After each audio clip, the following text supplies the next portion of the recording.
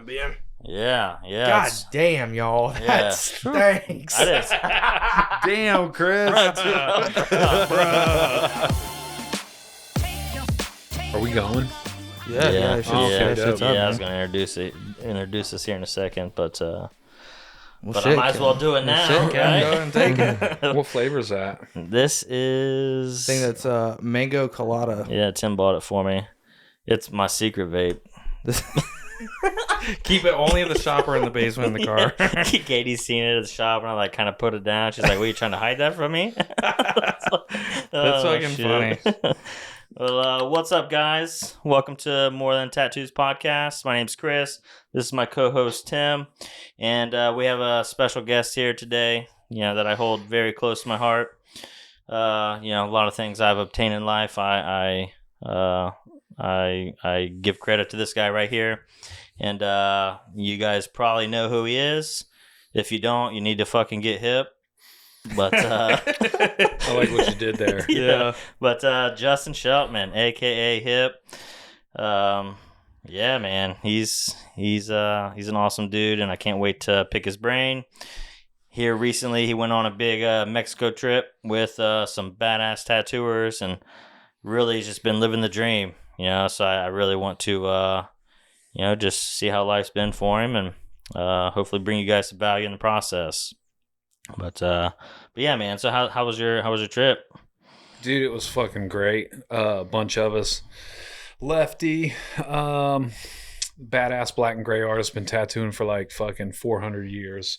Joshua Carlton, his sister Jamie, her husband Pete Carino, fucking Josh's family, Lefty's family, Riley Smith and Aaron Smith, which are the other people that are affiliated with Evergreen that throw it. But it's so Evergreen, I'm biased, is the best tattoo convention there is to do. But like, it's just such a big family once you get into it, that like they invite you to do shit. And they invited me last year to go to Mexico, but my passport was fucked up, so I didn't get to go, which is cool because like it worked out like it was supposed to. With all the personal stuff that happened with our friend Zach, but this year it was great. Like I've never been to Mexico before, and we went to Puerto Vallarta, if I'm saying it right, and it's actually pronounced Mexico. I just thought when people said that, they were just kind of like throwing like a racist dig, but like the fucking dude that was transporting us to the villa was like, it's actually pronounced Mexico. And I was like, cool. So like I tried to make a point to say it right, but he was trying to school me on some Spanish. I didn't do that good, but I got the basics down. Hola, sí, shit like that. Yeah. Baños, pipi, baños. But yeah, dude, it was dope. Like fucking...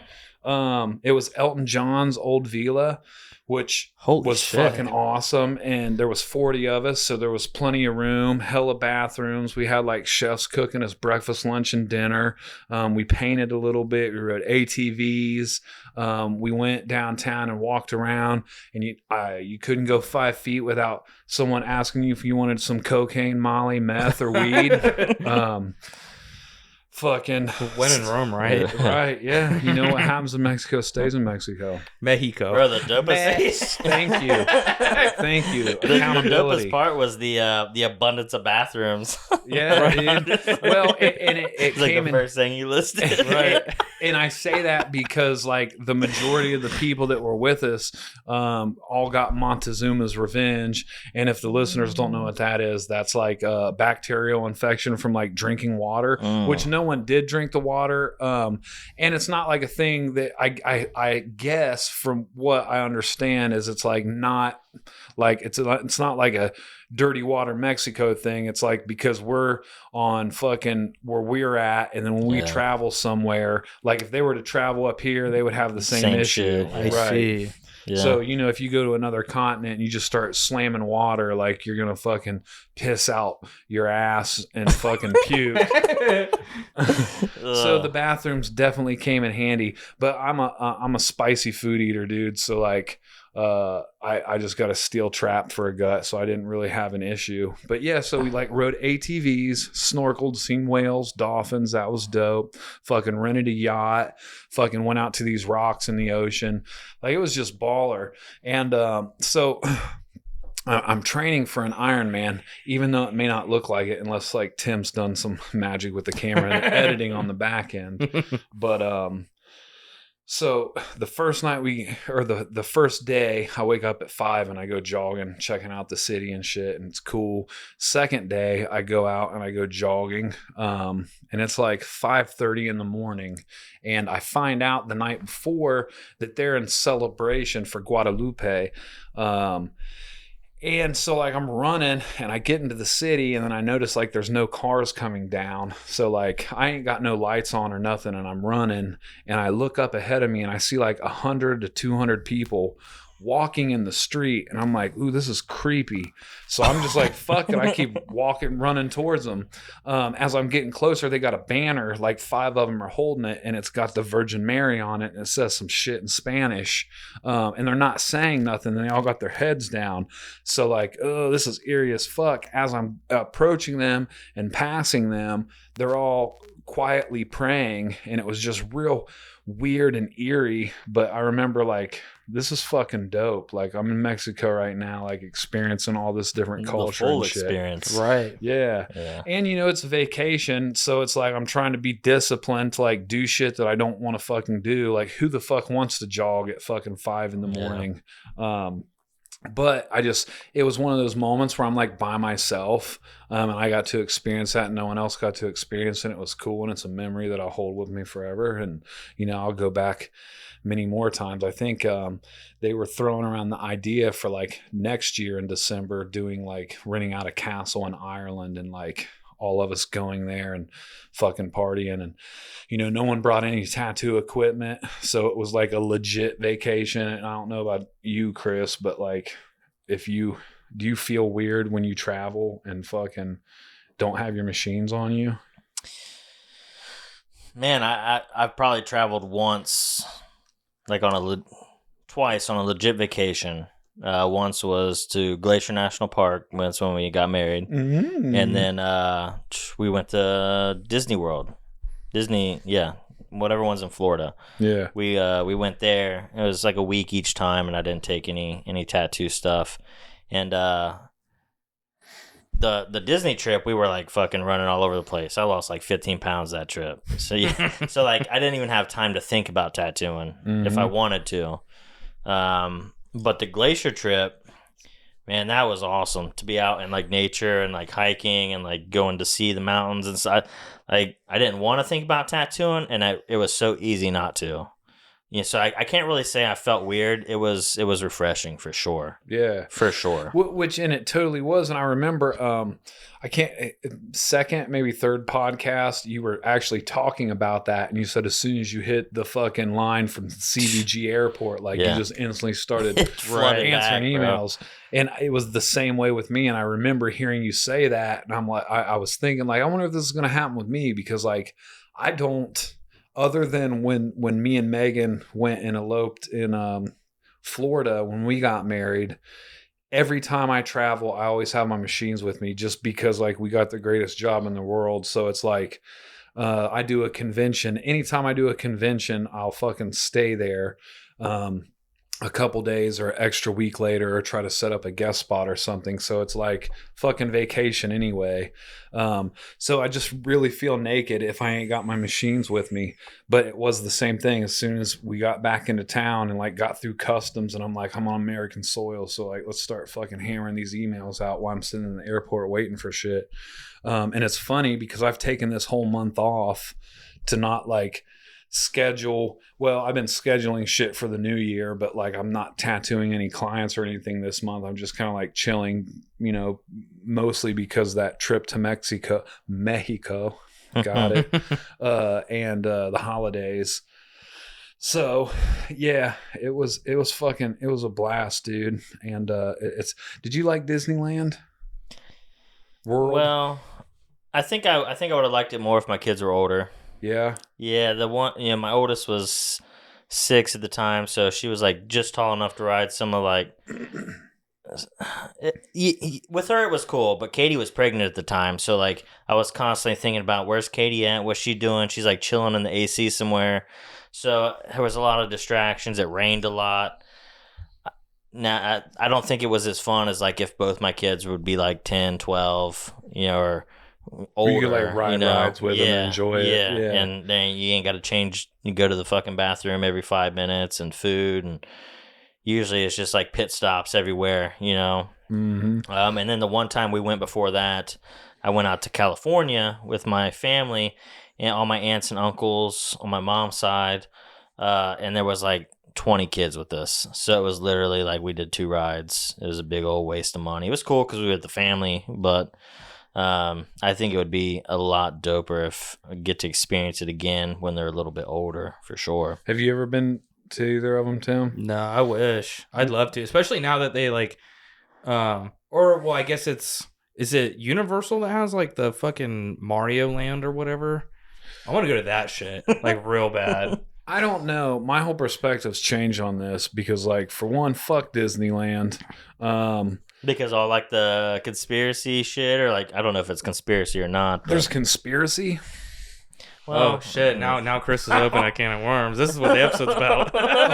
You like set up and everything. Alley-oop. Well, but before that, I mean, what where was you going with that? Okay, so the same group of people, the Evergreen family and shit, this year at Golden State, Riley had talked. Okay, so I'm going to go back a little bit, way back in the 80s, right? So my biological dad was fucking not there ever, and he showed up one year and basically was like, you're gonna come live with me in Kissimmee, Florida.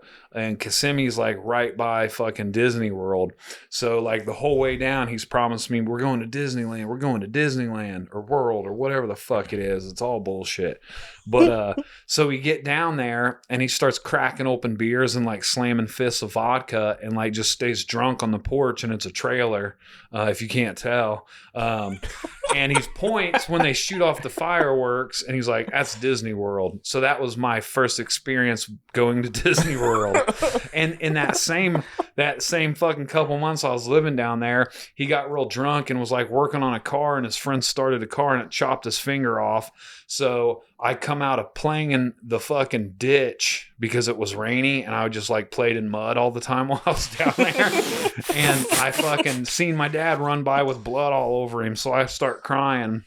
And his friends, they call me over to the car, and they're like, get his finger. And like they force me down and fucking push me under there, and I had to grab my dad's wiggling finger under the car. Bruh. So all this is attached to my fucking experience with Disney World. Fast forward to the present moment, fucking September 2023, fucking Riley's done talked me into fucking buying like the fucking tits of fucking rooms at the Disney Resort in Disneyland in Cali. So like I dropped like $3,500 for me and Meg to go there after the convention, and I'm thinking, I'm like, cool. So boom, we get up in there. I showed up late. We were supposed to. I showed up at like 2:30 in the morning. We were supposed to be ready by 7:30 to like do the whole fucking scheduling shit that I wasn't even aware of, because I bought the Genie Pass, right? I think I assumed that the Genie Pass was like the line jumper pass at Kings Island. And like for the listeners, Kings Island's like a theme park that's here in Cincinnati, Ohio. And when you buy the line jumper pass, it is exactly that. You jump the fucking line, so there's no waiting around. So like I'm at the fucking resort of all resorts, fucking Disney suck, and I get the Genie Pass, right? Like I get to rub a fucking lamp and I get to just do whatever the fuck I want in Disneyland, and that's not the case at all. So I wake up 10 minutes early. Everyone's already riding rides. I'm learning how to do this thing.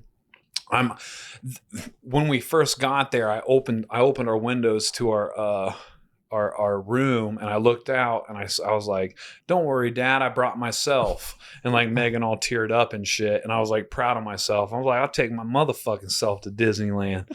So like, the morning comes, I'm running late, no one's waiting for us. Cool, because like I wouldn't either if I was excited to be at Disneyland, which I was for like 5 minutes. So I'm like trying to figure out this genie pass, and then it's like, okay, so I gotta fucking schedule this ride, and then by the time I get to that ride and ride it, then I can schedule another ride. So like I schedule a ride, get up there, ride it. It was I think it was like Small World, and I just wanted to ride it because I remember it as a kid. I wanted to see the creepy fucking animatronics in it and shit. So like we rode it, and then I scheduled, like someone said, to go to the fucking Haunted Mansion, walk my ass all the way across the fucking park to the Haunted Mansion. Right when we get in line, it fucking shuts down. So again, I didn't know. I take my name off the list, which I could have kept it on and got another fucking ride. I hope this is sounding confusing, because it is fucking confusing. And this is why fuck Disneyland. Anyway, I got to like be a baby about it and was full of anxiety, and just took my ball and went up to the fucking bedroom and like slept for like 3, 4, 5 hours until like the whole group was like, "Where's Hip at?" And Megan was probably like, "Oh, he's being a bitch." But I come back down and kind of enjoyed it, but like I couldn't imagine doing that shit with kids. And that's just why I ask, like, I will never go back to fucking Disneyland again. I thought it was going to be some amazing thing, and to spend the oh, and here's another fucking bullshit fucking gimmick they got, right? So let's say you schedule it, right, but the ride that you want to ride's got a 45-minute wait. Well, if you don't want to, if you with your genie pass that you've paid for, if you don't want to wait that, you can pay an additional $25 per person, and then you guys can jump the line. So it's like a double up they get you on. What the so fuck? It's like genie pass really ain't even shit, dude. Like I don't even understand it, but fucking people love that shit. I don't. I'd rather a fucking drove around the Hollywood hills and looked at like where serial killers fucking place bodies and shit. That would have been more my jam. Or like Right. gone down Skid Row and looked at people fucking naked knife fighting in the streets. Yeah, I would have guessed that for sure. Yeah. I'm just saying. Just a bunch of hobo fights and shit. It's baffling to know that it's probably, like you said, the most fun place on the planet, or at least are marketing it that way. Right. Why would everything be fucking scheduled? Why would you schedule all that stuff? And it's not like, okay, if, like you just said, I'll take my own damn self. I would love to go, just to see like all the old shit. But if you're like 35, 40 and just like steady going to Disney World alone, you're kind of weird. So they're clearly not making it for the fucking story. adults. Yeah, that's some creepy shit. Right, like they're clearly making it for the kids, or at least like the inner kid that you have to go a couple times or whatever. But who the fuck? What kid wants to schedule everything out? And then on top of that, what parent wants to deal with the kid while you're trying to schedule all that shit out? And you know what? Like, I had a bad attitude after I fucking I kept going to rides and couldn't figure them out, and would fucking jump to another ride, walk all the way across the park, and then that ride would be out of order. And it wasn't until the second day that Riley, the dude who loves to fucking go, that's got the shit on lock, that knows all the secrets to navigating it. Because I was being stubborn, and I was like, fuck it. Fuck this. And then finally I gave in and realized that I was being fucking sour ass and was ruining Megan's time for it. So try to be a team player. But yeah, he knew exactly what to do. He's like, nah, when a ride shuts down, you don't take that off your fucking genie hop or whatever the fuck it's called. Because when that line or when that ride comes back open, it's basically you get a free line jump. But because I took my name off the list, now I got to repeat the process all over again. But yeah, I hope I didn't ruin it for you or anybody, but I guess I always tell people, I ask them if they've ever been to prison, and they're like, no. And I'm like, fucking live a little bit, dude. Get you a number, so fuck it. Go to Disneyland. You might like it. Some people go to prison, they like it. So, fucking do that shit. Yeah. Experience it. Yeah, Katie was trying to talk me into going again for Logan's birthday sometime this month or beginning of January. But we didn't do all that shit. We just got the tickets and just stood in line. And feet sore as fuck. When we went, it wasn't on a weekend, so it wasn't terrible. And like I said, it was rainy. It was off and on. I guess Florida just does that. It just fucking rains all the time. Mm-hmm. So the park wasn't packed. But I do remember both times I've went, like, this isn't as fun as I thought, or like that it was made out to be. Or I went when I was like 4. Like, I barely remember, like, barely bits and pieces. And I just remember, like, glow sticks and, like... Yeah, getting like, pushed around in a fucking cart. Yeah. Right. Walking, don't wear fucking Vans. I had Vans on the whole time. My feet was sore as fuck. Yeah. Yeah, dude. It probably is cool as a kid. Like, I watching, like, fucking parents, guys walking around with 2 babies in his arm. I'm like, get the fuck out of here, dude. Yeah, just got that walk, like, yeah. Just strutting. He fucking once eating ice cream, dripping it on his shirt and shit. And I'm cool, man. Right. Yeah. I think I actually said that. I think I told Megan at one point, like, this place would be fucking cool if there wasn't so many little kids around. Yeah. I'm a big coaster person, too. So, like, Kings Island is more up my alley. But I've always wanted to go to Cedar Point. I've never been. You ever been to Cedar Point? Mm-hmm. Yep. I went as a kid.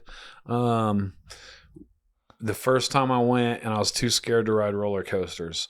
But then I went back years later and rode the shit out of it because my stepdaughters, we used to take them up to Tiffin Finley area, which is probably like an hour away from Sandusky, and drop them off at their dad's house. And then one year, me and Megan and someone else, I think, like, we ended up going to Cedar Point and just rode some coasters and shit. I was biased though, because I was like, fuck this, Kings Island, even though they did have dope coasters, and I think probably more coasters. But yeah, I'm like the thrill seeker, I like doing that shit.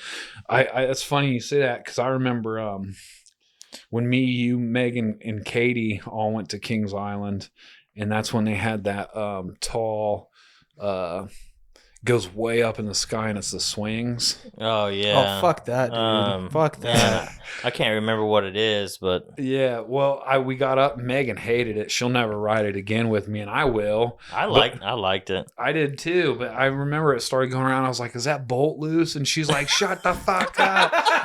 And I think that's bolt. I think that's the reason she'll never ride that shit again. That's some shit, man. Talk about trauma. Yeah, You know what I mean? Because that shit's high, dude. Bro. Yeah.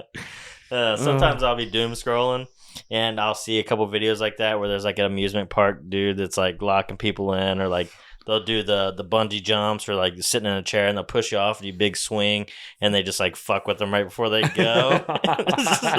Oh man. My favorite one is seeing people do the slingshot where they're like, it's 2 people in this ball, and like the one person passes out, And they just fucking flopping around. like, damn, y'all gotta wake up. Yeah. No, I fuck with coasters, man. I enjoy them. I don't really. Katie, they'll freak her out just because she kind of. I don't know if it's. Well, she always thinks the worst case scenario. Oh, yeah. Or like compares them to like Clark County Fairgrounds rides, or like you know what I'm saying? Like, Yeah, those motherfuckers rides are are rough. sketchy for sure. But I wonder if man. anybody's ever done a tattoo on a roller coaster. Haven't? I'm sure Jack Steve-O's probably. Yeah, it's gotta be a Steve-O thing. Yeah. Maybe it was like one that they just didn't put in the fucking movie or something. Dude, I reference that Jeep tat all the time. Like a Dude's in smiley the face. back and they're just like fucking bouncing. Yeah. What's Dude, I remember back when I was scratching, I was fucking in a fucking serious fuck. So okay, check it. So if you shoot methamphetamines in a large amount, you kind of will go blind momentarily. Sometimes I like the longest I went was fucking 30 minutes. But the dude was like, go ahead and tattoo me. And I just remember like, I don't know how far the needle was hanging out. I didn't even know how to tattoo at this time. What I could do is I could stretch skin and I could scar the fuck out of you. And I did that shit, dude. And I swear I carved this shit in this dude's back because I couldn't see perspective, and I was fucking, my heart's like, brrr, and I'm just like carving this dude's back, dude. I think it's one of the biggest quotes I hear from clients. Are like, man, he had this drawing, but I ended up with this. I don't know how I got this, and that's how right there. That's exactly how, dude. Oh man. But you got any more big trips planned? Yeah, so my first convention of the year is going to be Inked Hearts, which is in Humboldt County, and I've heard so much good stuff about it for years now. And it's a smaller show, and it's at a casino. And from my understanding, like you can pretty much tattoo like all around the clock the whole convention. I don't know. It may start like Thursday, actually, like Thursday evening, then go into Friday, Saturday, and Sunday or something. You know, I'm just going off hearsay, but Carlton, he tattoos at it. My buddy Tyler Andrews, all basically evergreen families doing it, and I always think it's later in the year. So like I was trying to do it last year, but you know, February showed up, that's when it is, and I seen everybody there, and I was like, oh, I guess I missed it, because usually my first show is evergreen, which is in March. But yeah, I try to do a show a month. I may have to chill on that this year because I'm in the process of starting my own shop and getting that ball rolling. Got an accountant, like he's handling all the numbers and stuff for me, because that's just a headache. You know, anything that I can outsource to someone, I'll totally do. So yeah, I know that's the vision for sure. Yeah. This year is to have brick and mortar and start building the team. That's awesome, man. Yeah, it's a big step. Yeah. Where you got any ideal locations? Man, somewhere in Montgomery County. You know, like it. You know, I earlier this year I was thinking like because so last year I went to the Hustle Parlor, and they're like in Manhattan up in a fucking skyscraper, like 17th floor, fucking some shit. But I just remember thinking like, that's cool. And like Dayton doesn't have nothing like that. Yeah. Look out and see all the fucking, all the all the roughness downtown. Yeah, motherfuckers doing heroin yoga on the bench and shit. Right. But no, if it was like close to the river and like, you know, you could see, I don't know, I was envisioning like, you know, 3 floor stories up, overlooking the river, and like a storm's rolling in, and like you're laying out a fucking sick tat on someone, and you see lightning strike in the distance, and like that's their view, and like dim the lights in the shop except for the one overhead, and like just create like this atmospheric experience would be fucking baller. But then like realistically, like I can't own a fucking build. I can't yet own a building in downtown anywhere. But what I can do is like maybe set that on the back burner, because I want to own something. You know, I don't want to pay rent to a place. So like looking for something that's every artist at the shop's just, it's a wide open space, level playing field, so like the morality stays the same. And you know, if there's any issues or someone's going through some things, because like I really want to create that ecosystem that we came from, you know, to just be able to be in each other's lives, you know. And I'm like a big brother, so like I like talking shit to you and your client from across the room. Yeah. And I appreciate that you know, bullshitting that we do when we're working. You know, I do that all the time with Tim. It was funny. Today I was tattooing my wife, and we show up, and like his client, it was a consult, and there was like, he was nervous, and I could tell he was uncomfortable. He didn't look like he had any ink. So I just knew he felt out of place, and like Tim started the conversation, and I'm like standing over behind him, like mocking what he's doing, and he's flicking me off, and the client turns around and looks, and as soon as he turns around and looks, I hand him my card, and I'm like, dude, don't even fuck with him, just call me. So like just shit like that, man, I love that. And it's just playful antics and stuff that goes on, as well as like still having like a fun, but you know, when shit needs to be business, it's business as well. But I love that kind of environment, which Truth and Triumph's like that way too. It's sectioned off a little bit more. I was at the second location. It was more open, which was fun antics. But yeah, I want to create that, and I want something special. And I'm going to have that come to fruition this year. Don't know when, but I'm going to let my accountant figure it out and tell me what to do, once he gets all the numbers together. Yeah. Well, Yeah. I feel like when shit's ready, man, the perfect building will pop up. Shit'll just happen. Yeah. Right. It seems like things tend to happen. Like, not to say that everything that's meant to happen is meant to happen easily, but I've learned well too much in my career with you that things just happen when they're meant to happen, Yeah. Yeah. Yeah. And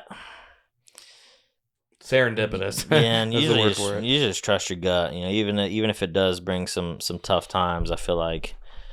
Well, see, man, those are character building moments, and that's one thing I learned from fucking from the past is like, man, being a fucking addict, like I exert self-will in any place that I can. And what it usually does is it sets me back, further than well, I wasn't expected to be set back. I figured I could like manipulate or control the situation to my benefit, but because I put my will in it, it usually fucks me. I usually end up fucking myself or other people over.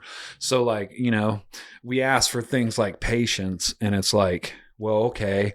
So when you ask for patience, like you just don't get gifted patience. Right. You get put in situations where you have to be fucking patient.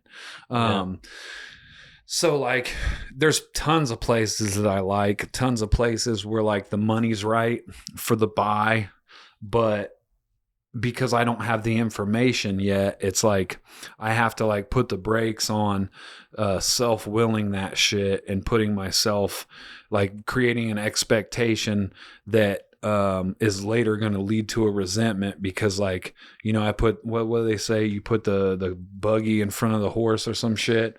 I jumped the gun. So I'm just kind of like chill, kind of like riding the wave. And like you said, Chris, when the opportunity presents itself, like, I'll be ready basically. Yeah. So patience is a virtue, man. Yeah, that's dope, man. I can't wait to watch that come to fruition for you, man.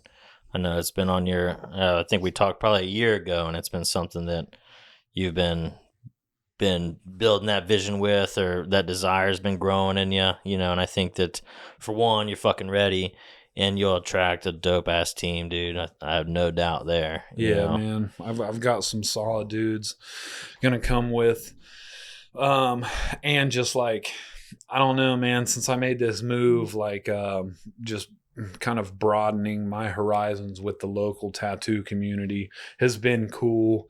And seeing that, like, there's more of like a fellowship there than what I was aware of. I know there's always going to be fucking beef and you're going to have haters and shit, but it's like, I always thought that the industry worked that like everybody's bullshit is locally, right? You got those artists, seminars are stupid. Conventions are bullshit. Anything that these fucking Instagram artists are doing is all photoshopped. You can't really do that. There's no money in it. All that bullshit was like local shit. And it's like, come to find out, like when you keep pushing and growing and thriving, like you surpass that, and then you start finding local artists that fucking actually do that shit that are cool. Like you don't have to fly to like a convention in another city to find like-minded artists. Now it helps because then you get to like meet some of your heroes and learn from some of the people you look up to. But this last year has been so wild, but it's expanded my mind into like, man, there's a bunch of fucking solid ass people here. Plus, like another thing is like being able to like consistently bring in guest artists that like I know local tattooers want to meet and possibly take seminars from. I want to fucking meet. I want to host them. I enjoy like being very hospitable to people, and just like having like a solid ass place that people are like down and want to come back to, so just being like the head of all that and being able to create it and like just hold that ecosystem to where it's like it's refreshing, you know. It won't be like a normal guest spot, which whatever that looks like. And I know there's people that have like nice setup. Like I heard like Arlo and Ashley, like they got like a whole fucking The Asylum. yeah, that Yeah, it motherfucker. looks I heard dope. it's dope, dude. I heard It looks like it. rumors of like limousines picking clients up and they take you out to eat and No fucking shit. yeah, that's like fire. the whole nines, dude, which like that's fucking dreamy. Yeah. I dig it. I would, you know, I will enjoy when I get to the point to where I'm able to like flex like that. Yeah. I want to circle back real quick to something you said. And I think, you know, the industry, as far as being negative or like those tattooers that are like putting down or not, you know, you don't deserve the tattoo. Like all that shit is so loud that you really have to push through and come out on the other side before you attract those people, because a lot of motherfuckers don't have courage to do that themselves, you know? And I think that my brand, and we've had a lot of conversations on this lately, we've been very unopinionated. We've been very like silent on our outlook on things. So I'm kind of excited to really embrace that side of the industry and push through, because I want to attract. I don't feel like I attract a lot of artists with that mindset yet. I mean, I think that mainly because no one really knows who I am. Honestly, I don't do a lot of conventions. I don't, you know, I'm not very loud on social media except for my tattoos, you know, and the captions we put about the clients, you know. But I feel like over the past couple of years, you've really embraced the positive side of the industry.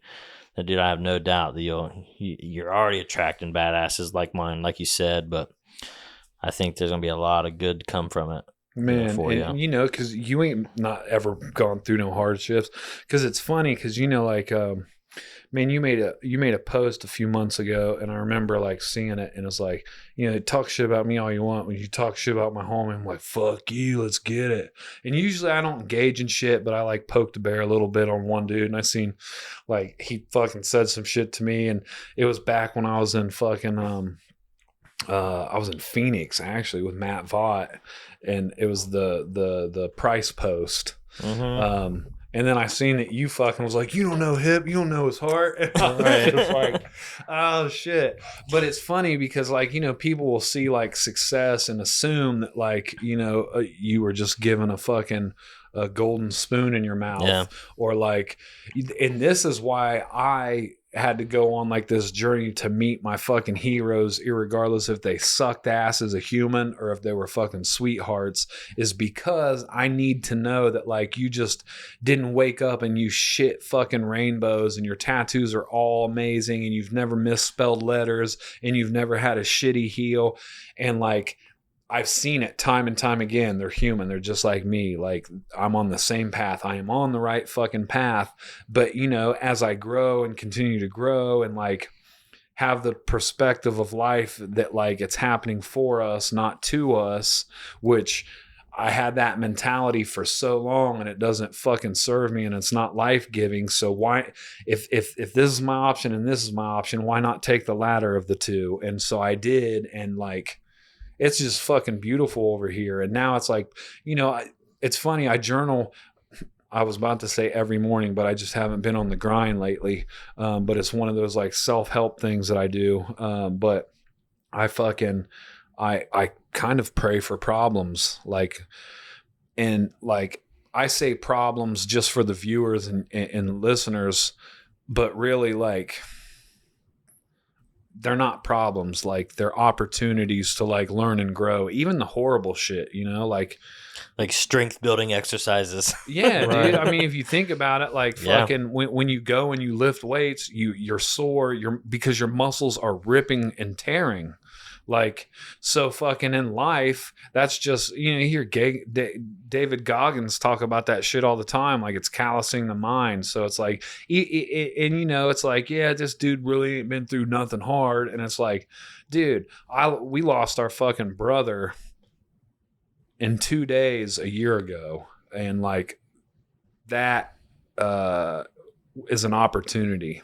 Sometimes it's hard to even think about like what that opportunity is, even if it was like we got to be light in his life, we got to at least know him for this long.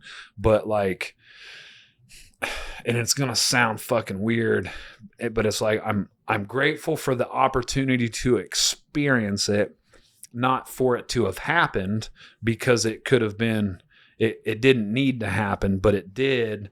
And it's like, so when I say problems or opportunities, I'll quit saying problems, because problems has like a negative condensation to it. Condensation. Fuck. I gotta pee. It's an opportunity to like grow and like really strengthen those emotion, connection with a higher power. Personally, for me, to like get things like patience, right? Yeah. When shit's going fucking bad and you ask for patience, or courage. You don't get courage fucking when shit's cool and you're not scared. So you got to have some fear. So I just appreciate like that opportunity and going through all that bullshit and coming out on the other side like a new person, a new being. And it's like, so it's like, you know, fucking this shit is great. And there are tons of fucking positive people in this industry.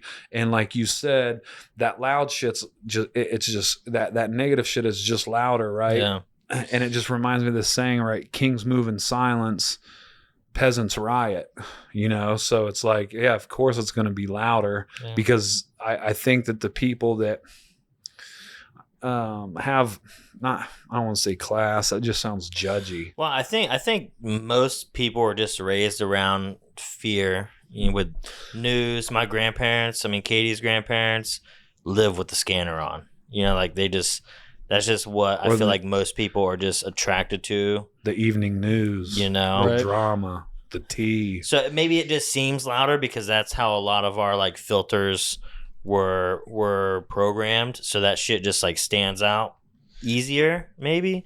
You know what? That's probably true, because like how many times you guys like say like this is your weekly goals and you fucking smash every one of them 7 days a week, every 30 goals that you got for each day all week long, and then like you go back and you realize like, man, I forgot to check one of them off, and you're like, oh, I'm a fucking failure. Like, I suck ass. Like it's funny how like you can do so much good, but one little bit of bad can almost like make you question your whole morality. Right. Man. You know? And it's all like that with everything, dude. So it's like, but, and again, that right there is such a beautiful opportunity, because like being someone who tries to be positive and see the greater good in like the industry, life, people, it's not like I wake up like this. Like I constantly have to be vigilant in that. Yes. But there's something that comes from being that way, you know, because like it's something on a frequency where you just start bringing people that also vibe the same way. And it gets easier when you get some cool dudes in your life or some chicks. And you guys are already optimistic about outcomes, and you just know things are happening for you. It kind of take some weight off your chest, and you're like, thank God I ain't got to be the fucking emotional trash can for everybody today. I can kind of chill, you know, like one of our old mentors used to say, like, you know, you come in and your fucking tank's on E and I got a full tank. I can fucking pour you a couple gallons, you know, it ain't always got to be on you. And I appreciate that. And, you know, I think something about that mindset attracts more people that are like that, to where it's just a bunch of, you know, you are like the 5 people you hang around. Yeah. Mm-hmm. Well, I always say, you know, if everyone shows up to the room to take something from it, there's nothing left to get. Mm-hmm. Versus if we all show up and bring something to the room, now there's plenty, you know. But I know I've mentioned it in the podcast before, but that book, Outwitting the Devil. Yeah. Oh, dude, it's good. That's the other Napoleon Hill book, ain't it? Yeah. The one that was like published like after he died or something? Yeah, he wrote it like early 1800s, I think, and they didn't publish it for like 100 years. The family didn't because it just sounded fucking crazy. Yeah, Too wild, too wild, too fucking woo woo. But the shit's so spot on, and that negativity, that one thing, fucking catch you. Now you're spiraling, and now you're just drifting. And the quote unquote devil, that's like his goal. He's not trying to get you to do bad shit. He's just trying to get you to do nothing. Yeah, not be able to think for yourself. Right. Not be a powerful mind that can control and create that positivity. And you just fucking coast through and don't do anything. Don't influence no one. Don't make no impact. Just be mundane. Yeah, just live and die. Yeah. That book's gold, and it's awesome to listen to an audiobook. Man, Definitely one of my favorites. When I was teaching classes, one of my students, man, Evo, shout out to Evo. He's a fucking sweetheart. He's a dude from Bulgaria. Fucking sweetheart, man. What's his Insta? I have to check him out. Evo Tattoos, I believe. Evo Tattoos? Yeah, IVO Tattoos. He was I think in Georgia, but now he's in Huntsville. But he sent me this book as a gift, an audio book, and it's called like this him right here? No. Let me see. Wait. Yeah, type him in there. I'll give him a follow. Bam. Boom. But he sent me this audio book, and it's called The Laws of Human Nature. And I was like, okay, sounds dope. This motherfucker's like 27 hours long, dude. Is it? I imagine this book to be like this, bro. So I've just been like scaling this mountain, and it runs from everything from narcissism to just like the shit we're talking about now to the everything that is and was and will continue to be a human. It's in this book. And since he sent me this book, I've downloaded some shit that it's like, I just got to get into these other ones. Cause I'm like chomping at the bit now. I'm like trying to fucking just like, I'm looking, I got 4 books that I haven't even cracked open. Cause like, I'm trying to get through this one. 26 hours left. And it's like, I'm trying to stay in integrity with it and like listen to it. But there's some parts that are just like mind numbing, dude. So like, because it's good or bad? It's hard to follow maybe, or what? Yes. So like, you familiar with Jordan Peterson? Yeah, just through Facebook. Yeah, so snippets. Like if you listen to any of his like discussions or his books, like I got the 12 Rules of Life, it's a super dope one. But he's like listening to like a dope MC, like some old Wu-Tang shit. Like you'll hear him say some shit and be like, what did he just fucking say? And you got to rewind the tape. I'm showing my age. And you have to listen to the hook again or the verse again. Jordan Peterson say he's dropping words that I'm like, what the fuck is that? It's not even a real word, dude. Yeah. And it's a real word. And like, I'll look up that word, but I'll have to look up like 4 other words to understand the fucking definition of that word. So it's like that, but then it'll just get to some points where it'll be talking about some fucking queen in fucking Spain in the 16th century, and she was fucking a narcissist because she did this and led these people here, and it's just like kind of gets real daunting. But then it'll talk about like fucking Ted Bundy or serial killers, and then it spikes my interest again. Have to speed up those parts that are right. I always forget about that. Yeah, man. A lot of that shit, I feel like I never really realized how much you actually digest. Like when I first started reading or was listening to books, like I don't remember anything. I couldn't even tell you. But when that time comes where it like needs to be applied or instance comes up, it's like, oh yeah, I fucking read that. Or okay, that's coming back to me now. Mm-hmm. You feel like that's something that's happened to you a lot? Oh yeah, dude. I'll listen to like. Fucking learning a lot of times, remembering, so it's like I've taken Carlton's Everything I Know course. I've taken it before. I've taken 3 courses before that almost are similar to that. It's just a new name, but it's like, I'm getting ready to take Steve Butcher's course, Evergreen, this year. That'll be the third time I've taken that. I've I taken need to do that more, man. 3 or 4 yogis courses, and they're all the same. Like, granted, like they'll eventually add some stuff to it, but it's like I'll get one thing each time I've taken it, but it'll change and alter my entire path. Or I'll hear something and it just doesn't fucking hit right.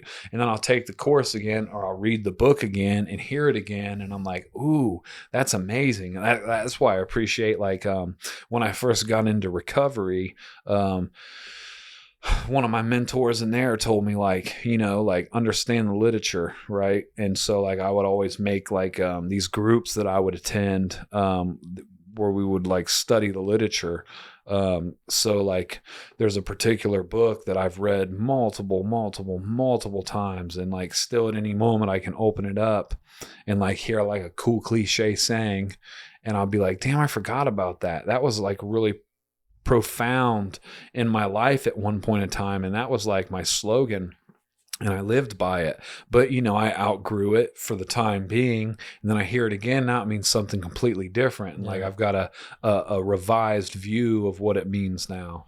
Well, so many people get caught up on, like, reading a book and having to, like, digest the whole thing, and, like, I need to take specific notes and try to get as much from it as I can. But, like, doing it multiple, you're facing new problems. It's a new day, new instances in your life, new scenarios.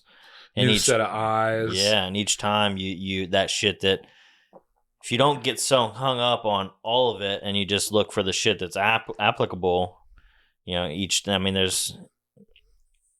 find something new every time, like what you're saying.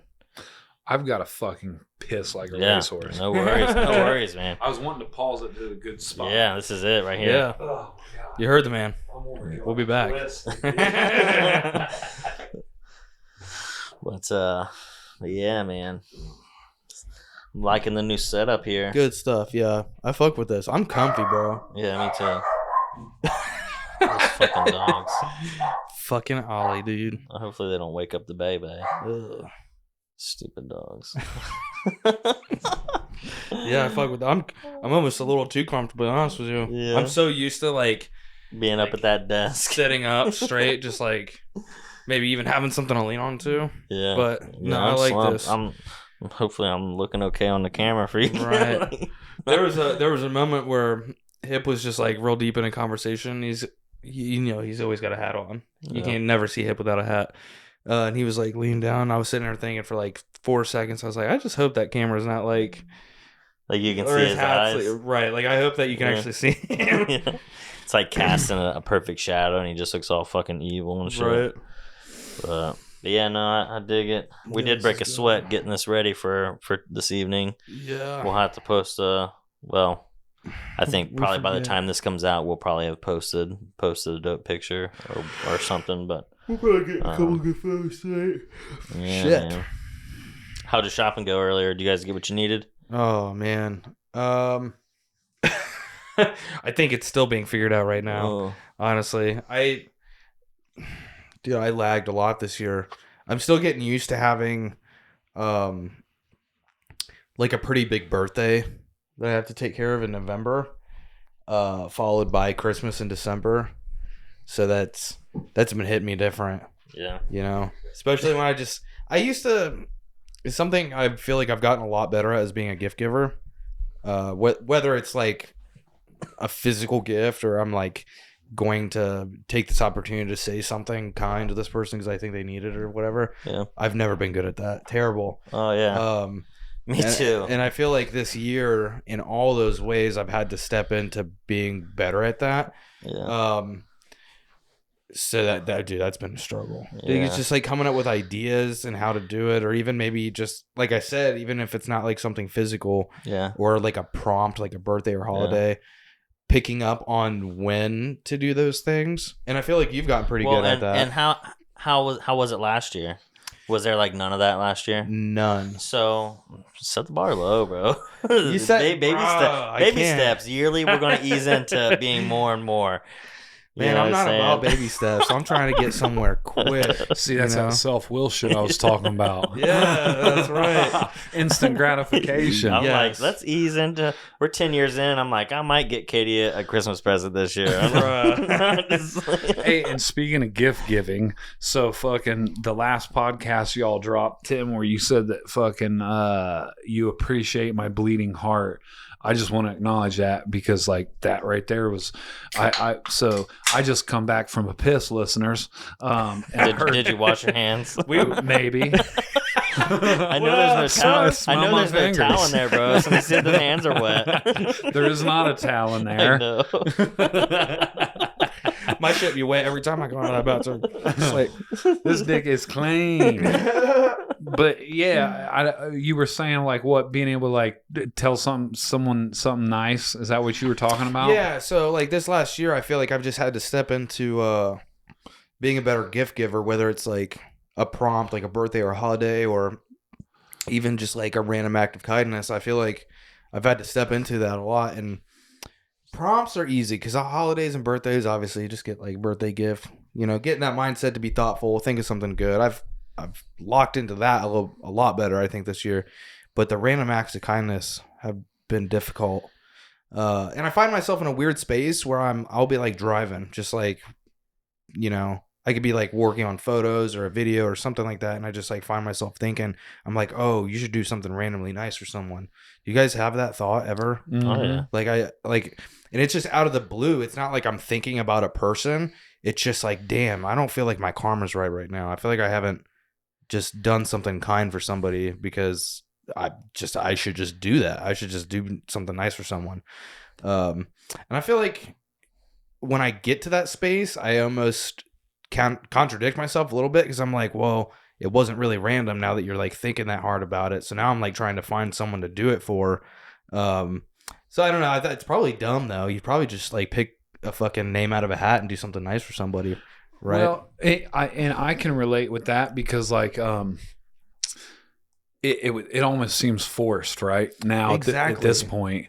Well, and so I basically like would still do it anyway because you can guarantee everybody on the earth wants to hear something good about them. So like, you know, dope socks, dude. Adidas, fucking hell yeah. 3 stripes. Me too.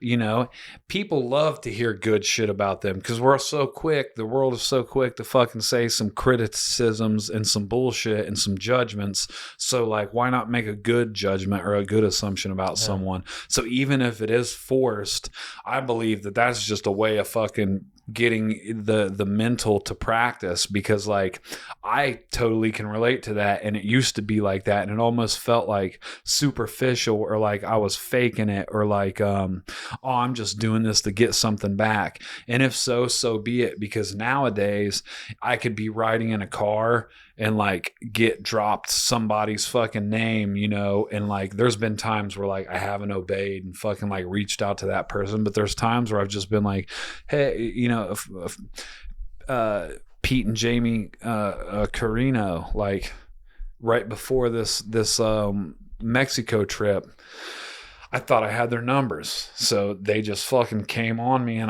on my heart, they came on me.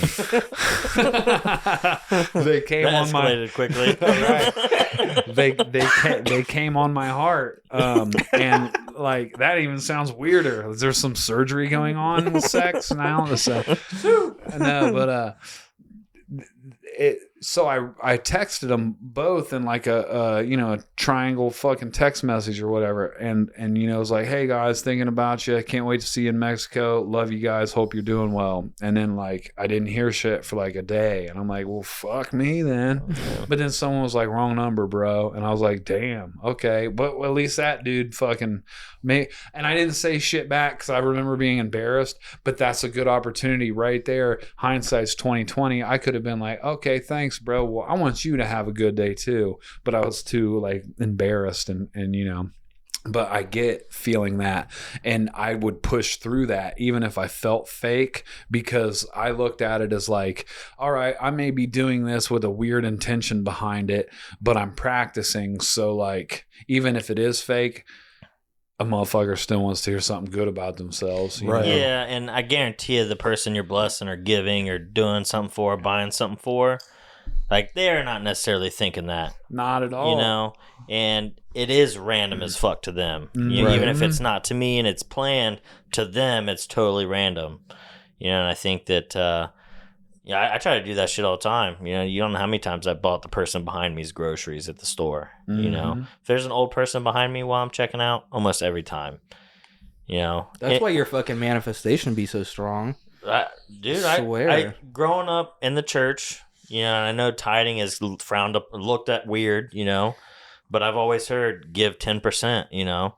And there's a lot of leaders that I've listened to over the years that like that's part of their budget. Like they got a percentage to give, you know, and it may not even be financially, but a percentage of my output, you know. Right. And there's definitely times where I'll go through periods where I'm just like so focused on where I'm going that I forget, you know, especially over these past like 4 or 5 months. I haven't really done a whole lot in that area as far as giving, but And that's cool, you know. It's just where you're at. at least it's on my radar, you know, and I'm like, well, fuck, you know. Yeah, there's people that walk around not even thinking about like you know, it's shit's tight for me right now, and which is funny because I have taken the whole month off, but like it's similar to what you're talking about is like putting that 10% back for tides or just giving to fucking people in general is cool. I've also heard like give when it hurts, you know, like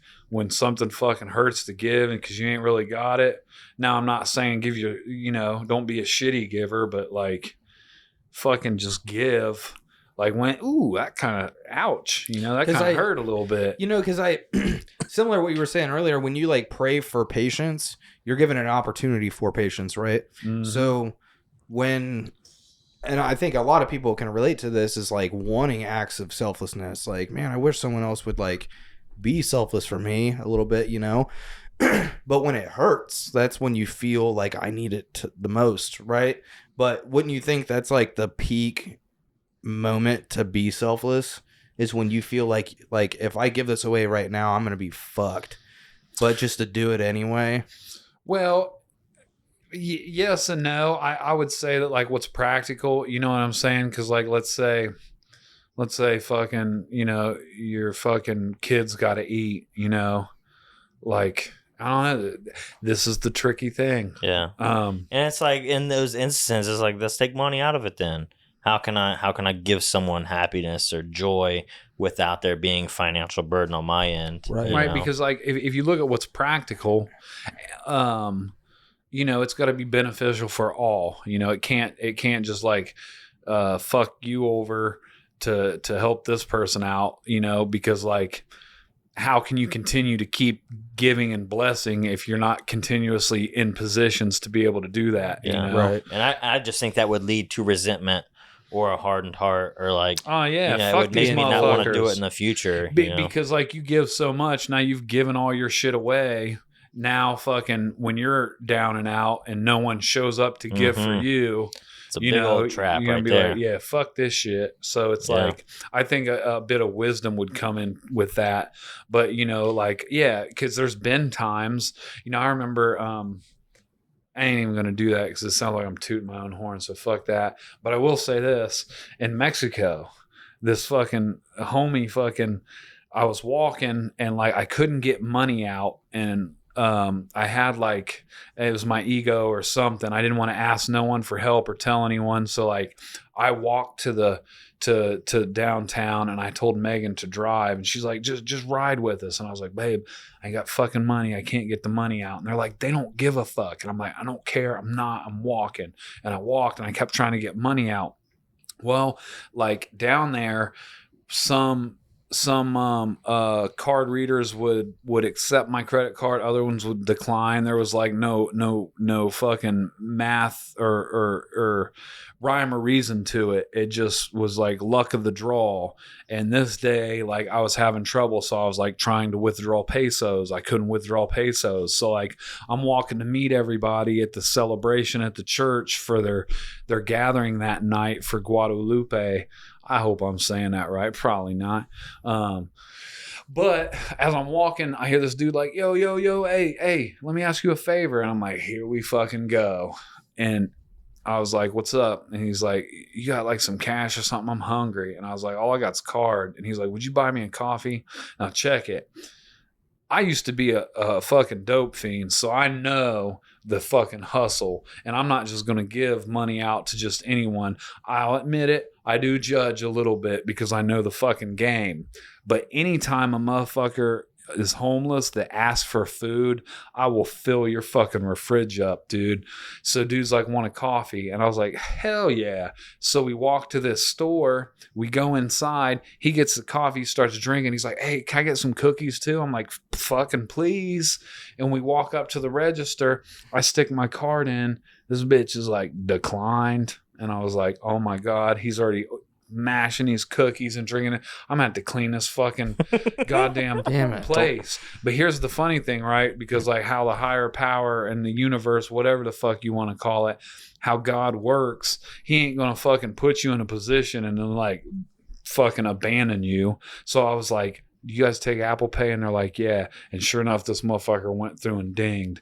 We went outside and dude was like, man, I appreciate it, dude. You know, I lived in San Diego a little bit. I'm down here in Mexico again. I'm just kind of down and out. And I was like, it's cool, dude. Don't worry about it. Like we slapped hands and he was like, what can I do? I'm like, fucking get on your feet and do the same shit to the next guy. And then we left it at that and left. But it's like shit like that is like, you know, a lot of people would maybe not give the dude time of day, but like, man, if you're homeless, you ask me for food, I'm going to give you a full fucking tummy. Right, man. Yeah, for sure. But I always get weird. That's when it starts relying on that weird fucking word discernment, which is like, that's a thing that just always has to be dialed in. And like, you have to grow into that, which I'm still doing. To know, because it's like, you know, now granted, if I give a dude fucking money, he goes out and kills himself on some fucking fitty, like that's not my responsibility. My intentions were pure. But ultimately, if I can have discernment to know like if this is bullshit or if I'm actually helping this motherfucker like get a hotel room, you know, I've put people up in hotel rooms before, you know, which then, you know, my mind will start thinking like, well, you just gave them a safe place to get fucking high and run trains on people and sell dope. And it's like, yeah, but like my intentions were good. You know, maybe they would have froze to death that night. But yeah, to circle back, like, I acknowledge you for saying that I have a bleeding heart, and like hearing those compliments were hard on last week's podcast because I don't feel that I'm ever doing enough. So anytime someone acknowledges me doing enough or a lot, or like I'm inspirational to be around, I appreciate it, because it's like I got to give myself a break and be like, and just receive it and be like, okay, I guess you are doing all right, but I always feel like I could be doing better. Yeah. And I want to mention too, because I asked Rick, and shout out to Rick. He took Chris's seminar 2 weeks ago now, I think. Yeah, I think so. And I briefly asked him how the seminar went, and he was like, man, it was good. It was good. And I didn't pry anymore after that, because I know who you are as a fucking mentor, as a coworker, as a teacher, as a student. And I knew the seminar was going to be bomb.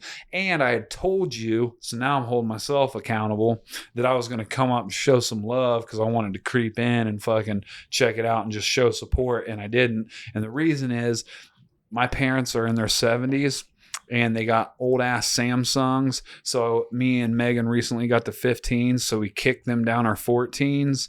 So like that should be enough said. They don't even know how to text really. So like understanding like them how to get their Apples set up and fucking sitting there. It literally took 2 full fucking days before we went to Mexico, and like completely obliterated any time I had. But yeah, I knew it was going to go good. I didn't even need to ask Rick that, because I knew he was going to get fed. So yeah, I'll make the next one for sure. If I don't fucking pay to be a student to be in it. Oh yeah. Yeah. No worries at all, man. And the seminar, it did go really well.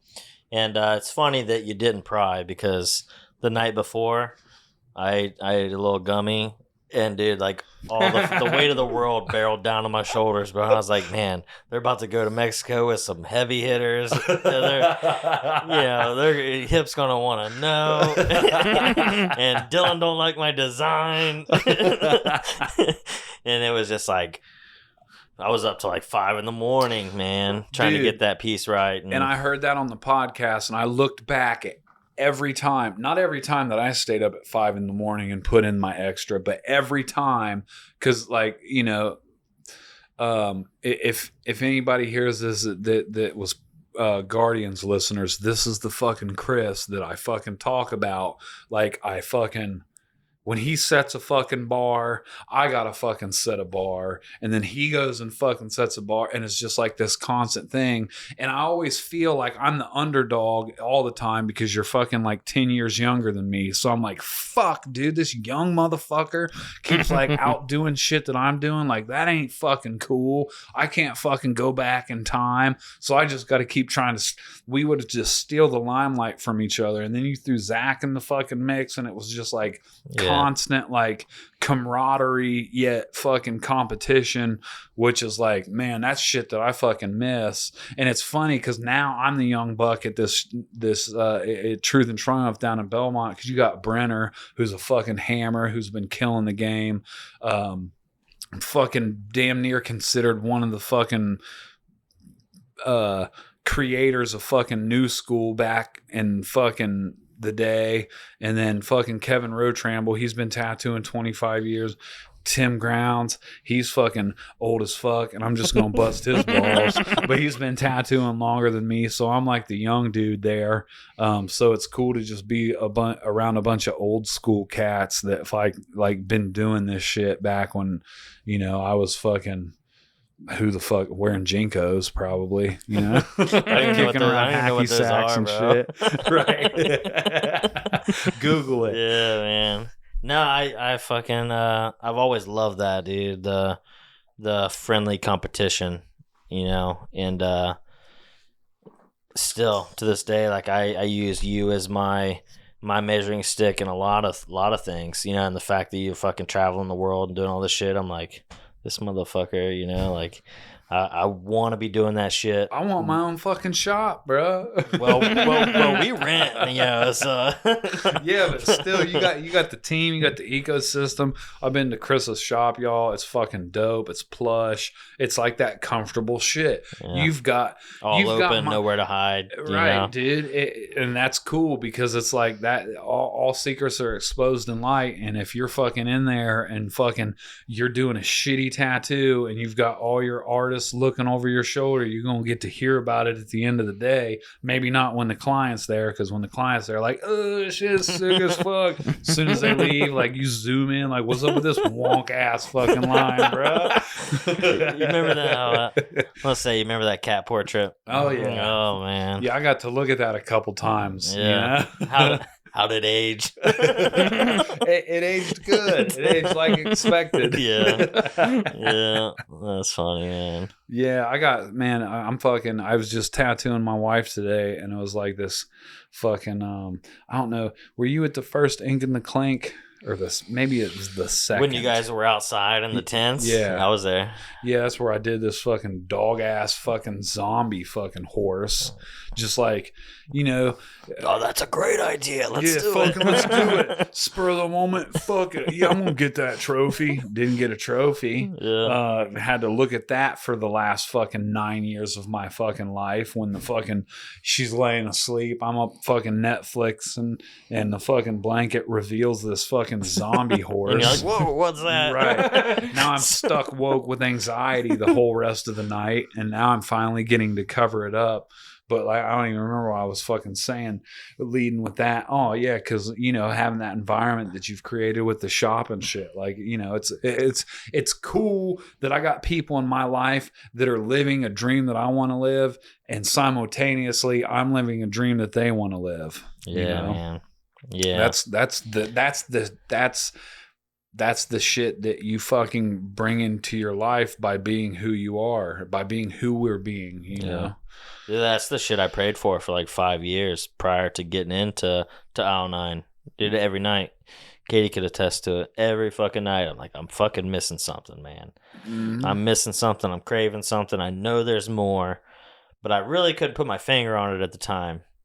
But dude, as soon as I got in that environment, shit doubled, all across the board, not just financially, but my skills, my desire, you know, I really set the bar low with like bringing clients. Like I told Matt, I was like, I don't think anybody, I don't know. Don't expect, Right. but No fucking, one from here is going to follow me. right. But so many people came and it, more than I imagined right off the rip, And it's funny because like I remember he asked me like when he was building aisle 9, is there anybody you worked with in the past that you think would be a good fit for here? And I just was like perplexed and was like, maybe one dude, and it was fucking you.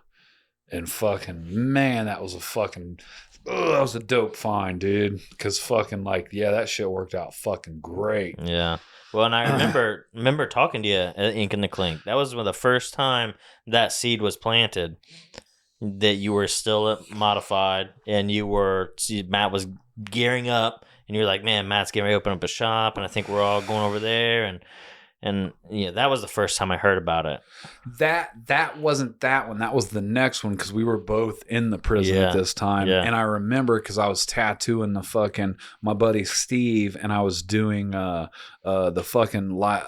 courthouse in Xenia, and it was primarily warm and red. And you were like, "Ooh, why not shoot some green on the side of it?" And I was like, okay. And I did. And I was like, hell yeah, that worked.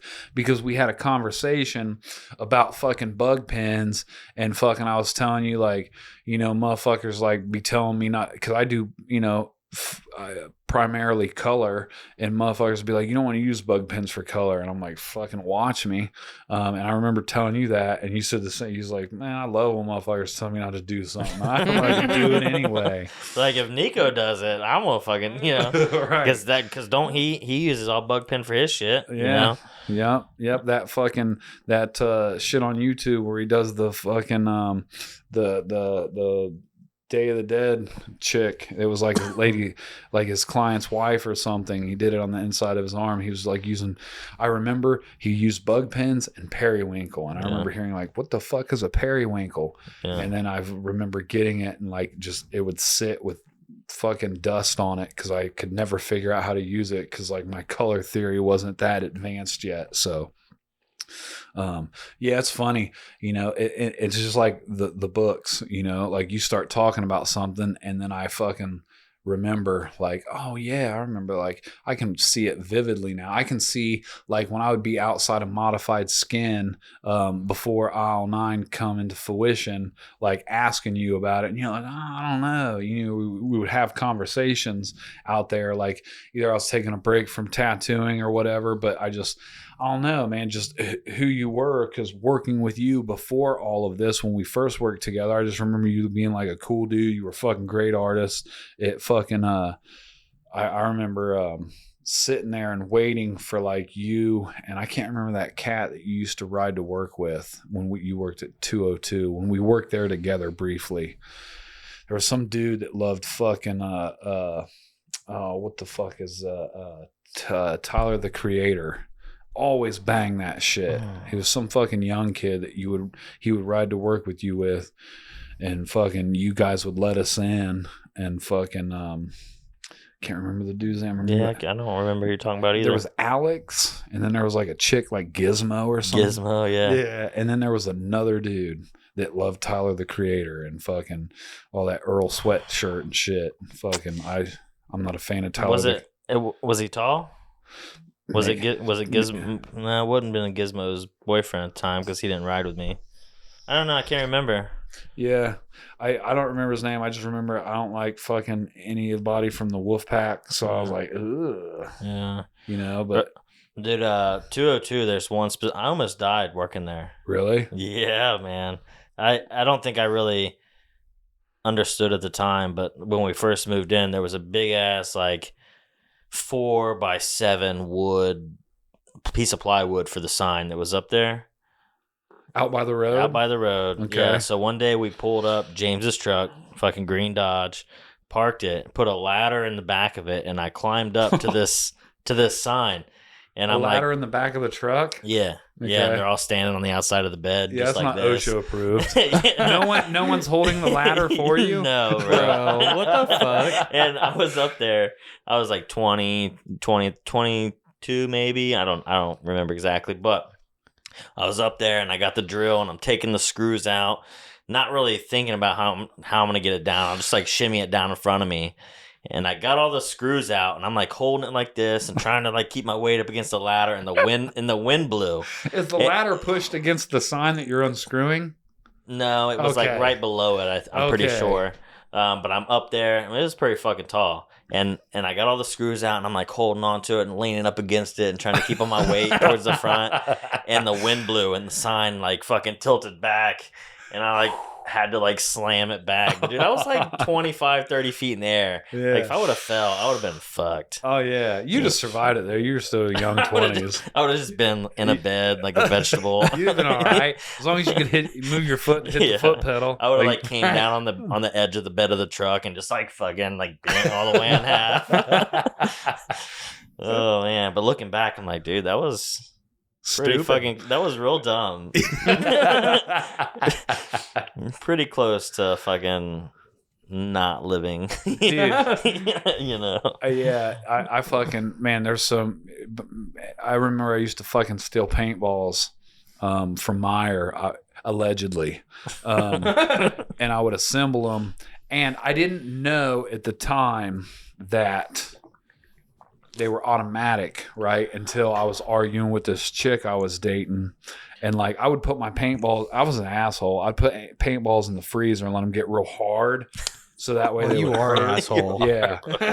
And like, I was arguing with him and we were going down Water of Elite. And like, I was just like, boom, yelling at her, boom, yelling at her, boom, yelling at her. And then we started to get it heated. So fucking, I just held the trigger and I remember hearing like, and I heard all this glass shatter. And I was like, this thing's automatic.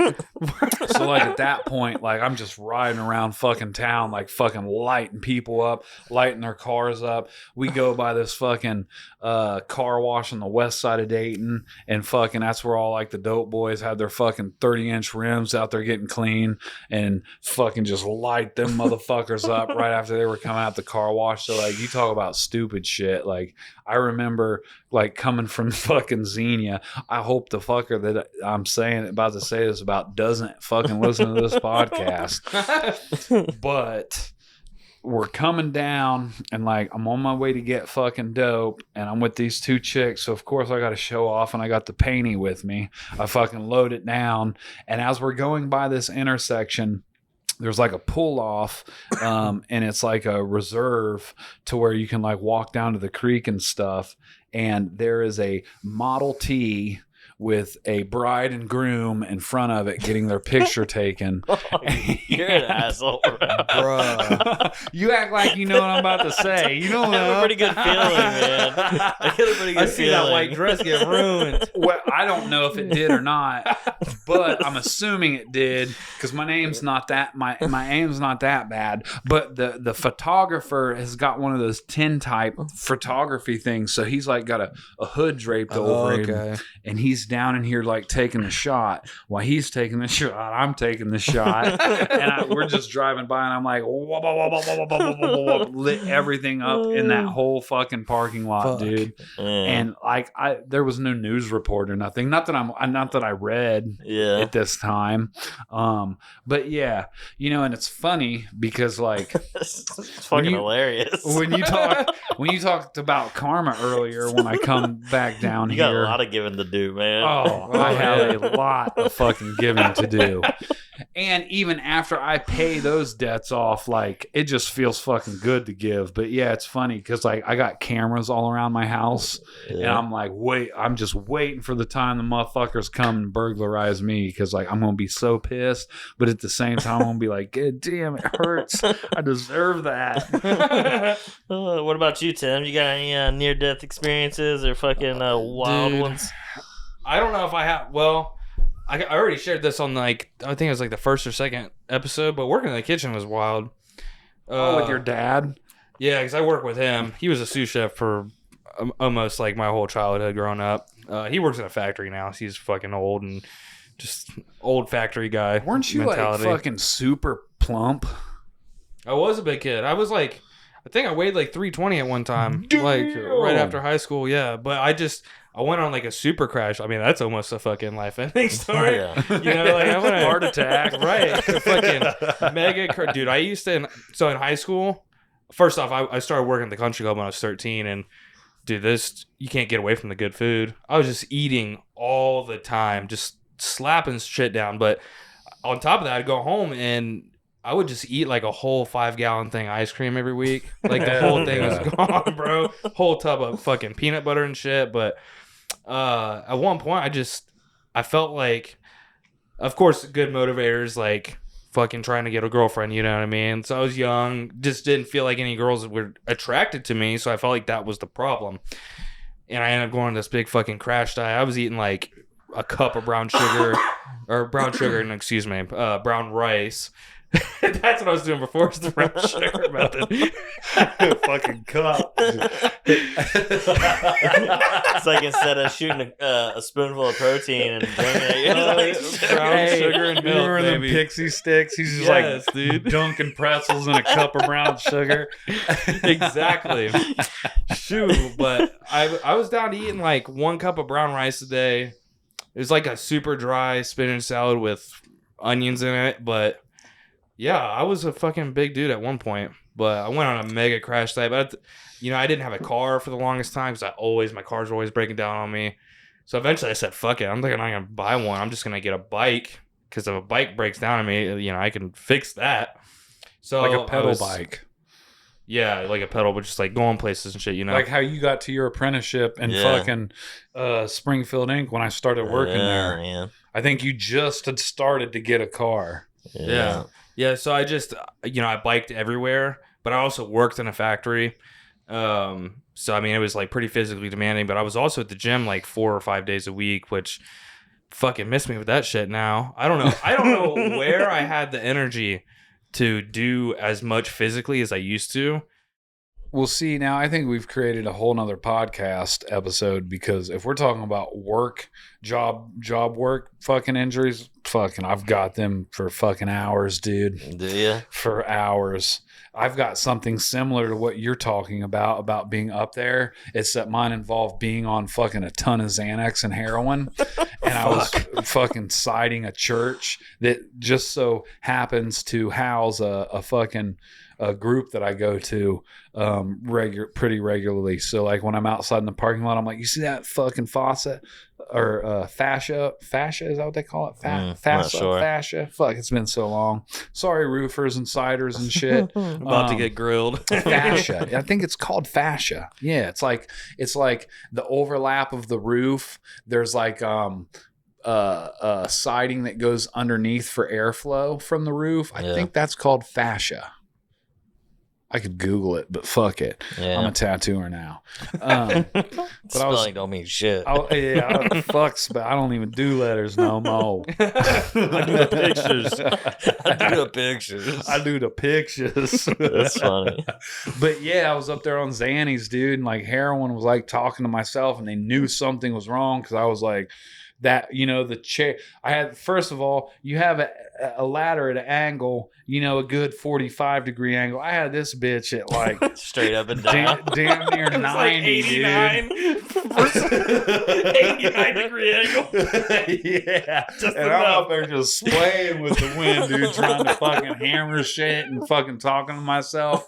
Look, and this was like it. Them ladders, they call them like little giants, and then they fold open and then they click open even longer. Yeah. So it was like full extended. I was up there and I wasn't 21 or 22. I was fucking hitting damn near 30. So yeah, if I fucking fell and hit, probably wouldn't have felt shit. I wouldn't have felt shit, but I probably wouldn't have woke up either. Yeah. Yeah. I'd have fucking passed out mid-fall. But yeah, I got lots of those. I just thought we were talking about funny fucking stories, dude. It was fucking. Yeah, nothing after, well, other than like putting myself in stupid, and it's not stupid. I just like to mountain bike nowadays. So fucking, I'll fucking been known to fucking ride my mountain bike from where I'm at to up here. I remember coming, fucking up to where I guess where your old house was, where Megan used to clean for you, because there's like a convenience store, I guess, at the end, and the road actually goes into Urbana. And it's funny because I was like, damn, Chris's house was right here. Well, that's crazy because I Into fucking Carlisle? Or what? no, like I guess before here, like the big brown house. I guess it was surrounded by trees and shit. Yeah. That's So- like 2 minutes from here. Is it? Yeah. Okay. I thought you'd been biking, like, you go distances, man. Yeah. Like, what's the longest distance you've gone on a bike? 80 miles. Holy fuck. Yeah. No way. Mm-hmm. How long did it take you? All day, because I wasn't intended to do it. I just happened to hit my best PR, which that ain't shit, man. What's Cat and fucking, him, Chris?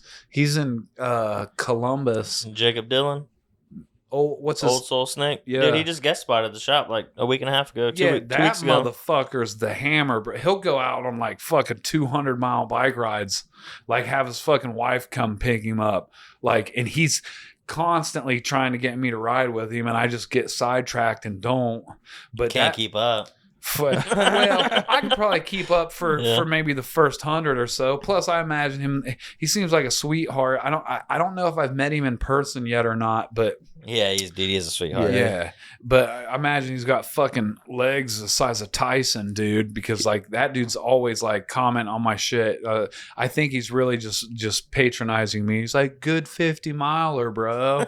While he's out on like mile 600 and shit. But.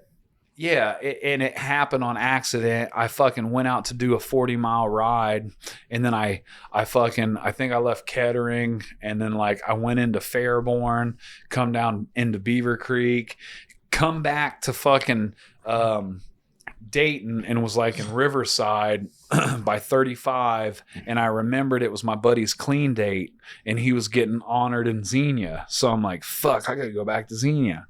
So I went back to Xenia. And then fucking on my way back to Dayton, my dude Joey Brenner and his girl Nikki were fucking like, they hit me up and they're like, hey, you want to go for a bike ride? And I was like, fuck it by this point. So I was like, we ended up going from Kettering to fucking Franklin, and that put another 40 miles on. So like, I was coming up on my house, and I was like, look, I ain't gonna ride back to your house with you. I'm going here because I'm about to order like the biggest bowl of pad thai and fucking crab ragoons and fucking slam this shit. And they're like, yeah, you deserve it. I just remember my shit was so fucking sore. My taint, it was like a big mound. Like a big mound. Yeah, dude. That shit was fucking beefy. But it was like, I wasn't planning on it. So, and like, I got this thing, it's an ego thing. Like when I ride, like I try not to take breaks. But yeah, I think it took, I mean, after like 60 miles, like I was stopping every 5-10 miles just to get home. But yeah, it got intense. And like, I'll forget that like you're supposed to fuel your body with energy and carbohydrates while you're doing that. And my dumb ass is like, fuck it, I'm trying to lose weight. I'm at like, I think I burnt like 5,000 calories that day. Jeez, something ridiculous. God. That's wild. But I like food too, fucking. And That pad thai sounds real good. It does, man. dude. I fucking love me some Thai food. Man, I went down and tattooed Ross and fucking hung out with him. And all we ate was fucking Thai food the whole time we were there. Cause like, he'd be like, my wife's cooking. And then we get done tattooing and he's like, she's got friends over, they ate the food. And I'm like, Thai? He's like, dude, you ain't gotta ask. We can eat Thai every time we hang out. And I'm like, dope, Yeah, bro. man. I love me some Thai food. You got a favorite spot?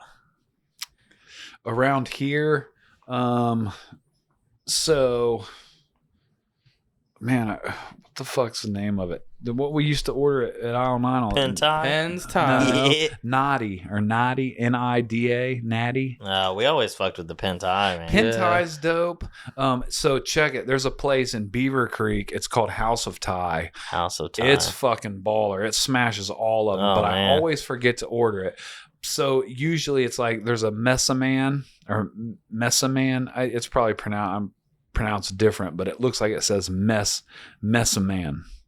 And it's like right in the Oakwood area off in the cut, over by Shore. It's pretty dope. Off in the cut. That's the gangsterest thing I've ever heard you say. About Oakwood, right? I've never been to Oakwood. I don't know Oh, what it it's ain't like. gangster at all. No? Dude, It's pretty close to Brown Street and the hospital and stuff, or no? yeah, it's those big giant fucking mansions right after you pass the hood on Brown Street. I think I've been through it, yeah. Yeah, Dorothy Lane Market's there. Going from aisle 9 to, I think when we went to Zombie Dogs that day, we probably drove through Yep. it. So, yeah, I've been through there a couple times, actually. It's so fucking hood and gangster that guys can't even walk around with their shirts off or they'll get ticketed. Because, like, I guess they got a thing about not wanting to see tits, period. Men, women, they don't want to see tits. Yeah. Like HOA, all that shit. Like, I'm surprised I can jog through there with face tattoos. But yeah, it's like off in the cut there. But yeah, dude, if it's fucking Thai, I fucking eat that shit. Yeah. We were in fucking I like spicy. You guys like spicy? Oh, I'm a level 1 guy. Okay. Level 5 me. Yeah. Usually give me like a 4 so I can get through the whole thing. Well, so I'm extreme too. I'll eat extreme spicy shit as long as it's flavorful. If it's just hot to be fucking hot, like fuck that. Yeah. But so we fucking me and a bunch of the dudes at Invictus out in Greenfield here. They're a bunch of sweethearts. Shout out to you guys. I've been getting lots of shout outs, man. It's cool, man. I got a lot of friends. It's awesome. Oh, But yeah. we went to Wisconsin, the Villain Arts this year, and they're they're like, yeah, we like it spicy. I'm like, cool, and get what I get, and they get what I get, and like the first two, Dusty and fucking damn, who else was with us? Indiana's sitting beside me, and like it was expensive, so I think he's just eating it to fucking because it was expensive. So like he's like sweating profusely, he's like crying, and he's just like finishing his shit, and we're laughing. Dusty gave up, said fuck it, and just threw his shit away. And damn it, who the fuck else was with me? Wow, this motherfucker's gonna hate me when I can't remember who the fuck was with me. God damn. I'm so sorry, whoever the fuck you were. Man, that's gonna fucking... It was me, Dusty, Indiana, and who else? Who the fuck else was with me? God damn. Tyler. Fucking Tyler. Sorry, Tyler. But he got spicy shit too, and he didn't finish eating it. Damn, I just fucking blanked, dude. I was like, who the fuck was it? Yeah, I can't do spicy, man. I love it, dude. If I'm sweating while I'm eating, it's a no-go for Oh, me. that's the best feeling, dude. That's so Is it, good. though? It is, it? man. Is it, though? I fuck with it, man. Unless like I can what name you said, at least a dozen that's better. No. It's I you're don't right. know. It's probably Maybe. top 10 best feelings. Is there's no Thai places open here, are there? Not, Shit not probably in shuts No, down. it's like the Springfield, one no. thing we need here in Springfield. I It's want like what to we try don't the have. House of Thai, though. We always Yeah, Beaver get Creek's like teaks. fucking 20 minutes away. I'll go there. Yeah. I go there for or I go to Fairborn, which is like I think a little bit further out. Not Fairborn's much. got a lot of Asian shit, dude. Do They they? got a fucking bunch of shit, like little spots that like you wouldn't even think you would just drive by because they got a fucking cardboard sign in the window saying like fucking dim sum or some shit. And you're Right. like, It looks like "Ugh." houses out there. Yeah, I wonder if it's- it has anything to do with the military base, it people totally overseas. does. Yep, Yeah. totally does, man. Fairborn's good for fucking Asian cuisine, dude. I've only ate one place there. It was at Tokyo. I don't even know. Tokyo Grill, Tokyo. I don't. I feel like it was like several different names, but Tokyo Grill Sushi or something, or House of Tokyo. like on the sign was one thing, on the menu was another. Tokyo Oh, Thai. those. You're like, what? That Yeah. the math ain't mathin'. Tokyo Thai. Right. Oh man, I love going out and visiting my grandma because she's from Thailand and she makes some bomb ass food. I still have yet to eat any of this food, and this alleged grandma from Thailand. Well, Right. she lives in Virginia, Yeah. so I've been there like a dozen times my whole life. Yeah, so. because I remember you telling me she make like a big pot of fucking. Wake up at 5, make food for all day by like 10, and then it's just there. It's like a man. buffet all Oh day. man. Do you know what dim sum is, right? Uh-uh. I didn't either until this year. And it's fucking amazing. They're like little fucking Asian sweet barbecue pork biscuits. And Oh, say less. so, What? so crab ragoon is dim sum. But just a different inside. No, it's considered dim sum. It's just like shit like that. With Gotcha. there could be chicken in some, chicken teriyaki. It could be apple and cinnamon and a little fucking crispy bun. Oh, like an apple dip some like fritter type deal. So it's actually, I don't know if it's the style of food it is, or if it's just the name of the restaurant that serves that particular kind of food. But a traditional dim sum, we ate it in Pasadena. They'll cart out like, it's kind of like you've been to a Brazilian steakhouse. Oh yeah. Where they come I'd fuck around with with the that different shit. food. Mm. So they do that with the carts, and you just pick off what dim sum you want to eat. And I'm probably fucking whitewashing the fuck out of this because I only ate at the restaurant one time, but I know that it's made an impression on my heart. And anytime you see a dim sum sign, go into that Go bitch and in eat there. Right. there. So yeah, fucking Dylan. What was it, Dylan? No, it was Tyler. Maybe Hunter. No, Dylan and Hunter were off kissing. Tyler met me. Sounds and, about right. Me and Wiley. they ate. At You don't listen to this podcast, so don't worry. Okay, cool. Yeah, isn't it funny? Because I was talking. I went and visited Russ Abbott and was talking to him about like Circle with the app and stuff he was creating. I was just asking, like, does everybody do this? And he's like, no, not really. Like, and it's funny because it's kind of like with fucking the classes and shit we were teaching. Like, some people kind of did it at all 9, but some kind of didn't. Yeah. So I think, and Russ was telling me, like, I'm not trying to force it down anybody's throats, you know, but it's here if they want to, utilize it. So it's funny that you said Dylan. He's like, you don't listen to it. And I'm like, well, I'm not surprised. Yeah, he's like, man, to be honest, I hear you guys all day at work. Right. Last thing I really want to do is go home and listen to you guys some more. And I was like, I respect Yeah, that. I can't expect you. That's fine, dude. Yeah. I get it for Least you sure. can do is buy a fucking shirt though. Motherfucker. No, I'm just fucking around. Yeah, I mean, I feel like just being around, you kind of almost guilty by association. You pick up on things, Yeah, well, and I mean, it's the same reason I said that I don't fucking like re-listen. I didn't re-listen to the Guardians podcast because fucking like, if I said it and I didn't say no damning shit that was gonna fuck me over, but which I didn't have to worry about because there was editing, but I never really did that anyway because I'm just used to speaking in like fucking treatment centers and shit. Like, I'm pretty good at like being cognizant of what I'm saying, unless I'm trying to be like explicit and tell like a dead baby joke or something. But for the most part, I'm pretty good at it. But I will not re-listen to it. Even if it's like, the great fucking Joshua Carlton was like saying some shit. It's like, I was part of that conversation. So like, unless one of them two was like, hey, you need to re-listen to this and check it to see if it's good to air, then I wouldn't listen to it. I would just let it go off into the ether and be what it is. So I get what Dylan's saying. Like, yeah, fucking, I ain't trying to hear my fucking self again. You know? I don't even know if I'll listen to this episode when it airs. Right. Like, fuck that. Yeah. Yeah, Dylan's a good dude, man. I love having him at the shop. He brings a real good energy. Mm-hmm. And I think out of everyone, he like his slogans, like, you're doing great. Like, that's it. If he had $1 for every time he said that, he wouldn't have the fucking tattoo. Right. He just come to work and just tell people you're doing great and be good. Yeah. I didn't really know him at all. I think years ago, I was told that, like, there's this other tattooer in Dayton or from Xenia.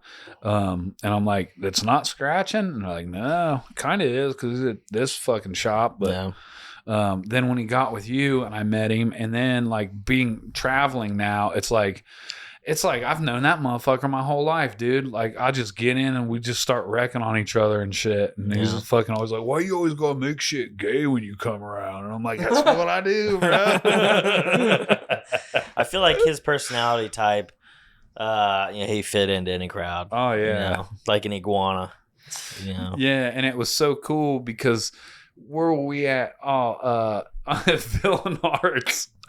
This year in Cincinnati, I'm sitting there tattooing, and he comes up and he's like, fuck. And I'm like, what? And he's like, you're supposed to be doing color. And then he was tattooing his brother, I think. And I came over and I was like complimenting him, and fucking just, overlooking. And this shit warms my heart. So, like, this may be the first time Dylan... well, you don't listen to this anyway, so you ain't gonna hear it. But his brother, like, after I, like, complimented his work and shit, and, it was genuine. It wasn't just because he's there. Like, I appreciate it and pointed out things that I appreciated. I guess when I walked away, he, like, looked at his brother and was like, dude, do you understand what just happened? And was like... I remember doing this exact same thing when Joshua Carlton stood over my shoulder and said something for the first time, and it blew my fucking mind. And so his brother came back and shared that with me, that like what the words of inspiration I gave to him, like it was a monumental moment for him in his career, and he'll probably remember that. And it's even weird me saying that because it's like, who the fuck am I, dude? I'm just fucking another drop in the bucket. But it meant something to him, and I appreciated hearing that because it was like, damn, it's like full circle, like, believe it or not, fucking people are like looking at us, even though it's hard to believe that somebody's looking up to you or looking up to me or looking up to you. I know you don't tattoo, but you do fucking dope shit, and you got you're wanting to tattoo eventually, ain't you? I think I mean, you hear that episode? You hear that part? Oh, I have something to tell you. Oh, what? So, to answer your question, I think it might be. I've got some time before I get to that because I need to do like physical or like paperwork and stuff like that, or like paperwork. I need to work on paper with my artistic skills and stuff like that. But if I was to be in tattoos for this long, just doing video work, I feel like I'd be missing half of it. Like, or doing this podcast, I feel like there's parts of it that I won't be able to get until I get in the same position that you guys are. Despite having, I do feel along with you guys for the journey. I don't feel like lesser than, despite maybe certain people in the industry or like even mentors and the shit. Fuck them. They can fucking suck a boner, right? Because the shit you do, thank God for motherfuckers like you, because it's a whole art in itself. And to not even just to do it, but you do it fucking good, and you fucking make shit look good, and I appreciate that. So you shouldn't see yourself as any less than. And I keep wanting to make eye contact with you because I know we're talking about tattoos and like our history and shit, but you're here too. So it is what me and Chris have talked about that, even at the shop now in our like normal lives. I think a lot of the conversations we were able to have earlier in my career with him were more applicable to what I was doing because we were trying to figure out what I was doing, right? And like, how can we actually get better and stuff? But obviously, having a shop and bringing on other artists, apprentices and stuff like that, the conversation's got to shift a little bit, and there's only so much in that I can say. Although there is quite a bit that I could say on it because there's so much of the process that I've helped craft, I think. Yeah, and just you've digested so much talk and video and content. I mean, when he goes to actually start implementing tattooing and like not kind of puts this shit on the back burner and then you dive full force into tattooing, you're gonna be just like Mike. I think that's why that's where Mike has elevated fucking levels above so many tattoo artists is because those fucking 2.5 years that he sat over my shoulder with a fucking camera, and those late nights when I would be tattooing and it would just be me and him in there, and he'd ask me like, why are you doing this, why are you doing that? And at the time he told me he wasn't going to be a tattoo artist, so I felt free to tell him why I was doing that. Little sneaky fucker. Now he done took all your shit. But it taught me something, because any apprentice I have from now on will fucking sit and watch me for at least 2 fucking years over my shoulder the whole time. I might just make I'll hire I'll take on an apprentice and then make them my fucking assistant and cameraman for 2 years before they ever even touch a fucking machine. It's a good system. And we were just talking about this at the shop recently. I feel like I had made the joke that maybe I've watched Chris tattoo more than Chris has watched Chris tattooing, because I'm there the whole time he's tattooing. Those fucking late nights and stuff like that. But also it's a bunch of video footage. Now I'm not like recording the whole fucking session. Did you see me edit the notes? Did you? I did. Oh, I see. I did. Because I did put the notes in there. There's no way. But yeah, I mean, you're sitting there watching the tattoo happen and obviously getting an opportunity to ask a bunch of good questions, which I feel like maybe even just the fact, or maybe the open cup of me saying like I don't know anything about this, opens up a lot of doors to me feeling like maybe it's not the stupidest question ever, because clearly I'm not fucking tattooing, So I feel like dude, I still don't know shit what I'm fucking doing. Like that's a great mindset to have, dude, because like right when I think I understand how tattooing works, someone else just pushes the bar up, and I'm like, okay, I guess I didn't know what I was doing in the first place. Right. Yeah. Which is a beautiful fucking way to view not only tattooing but like life. Yeah. But what do you got to tell me? Let's get. Oh, so there was like, bro, I couldn't have been working there for like any more than like 3 or 4 months. And I had gotten like in. I felt like I was comfortable with the shop and I was cool with everybody. But you and Chris were talking about something like downstairs in that like main room at all 9. And it was I think it was before you brought on Lil Mike, because you were trying to find somebody, and you had like, I think you had maybe talked to somebody about doing it, but then they had brought up wanting to do an apprenticeship, and you were just like, I can't wait to find a motherfucker that don't want to fucking tattoo. And I was just like, I guess I'm not tattooing. Like, But I look back and I know that that's really funny, but I also just didn't have, I think I just didn't have an interest in actually tattooing, because like there wasn't any, which I mean, I appreciate you saying that there is artwork to what I do, like with video work and photos and stuff like that, because I do agree. But it's never been like, I'm not like working on an image or like replicating imagery, or even like, I don't even know how to describe it. I just never work with like pencils or colored pencils. Well, you just have never applied those success principles to that specific thing. Area, you're right. But I think that you have the ability to learn and be a student, and you have the tools in life to develop that skill. I don't necessarily think anyone's born with just pure talent. You can just shoot out a good drawing. It comes from practice. Right. Drawing when you're a kid, and drawing over the years, and trying again to keep getting better and developing.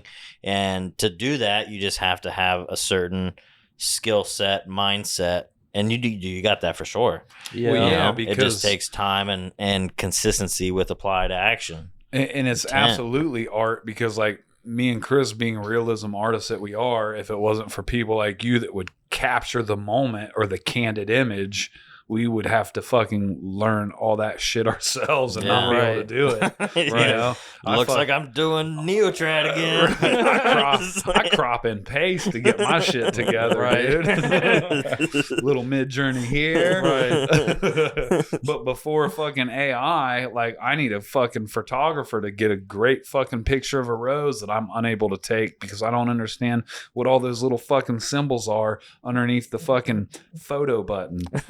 I don't know what this shit means. Yeah.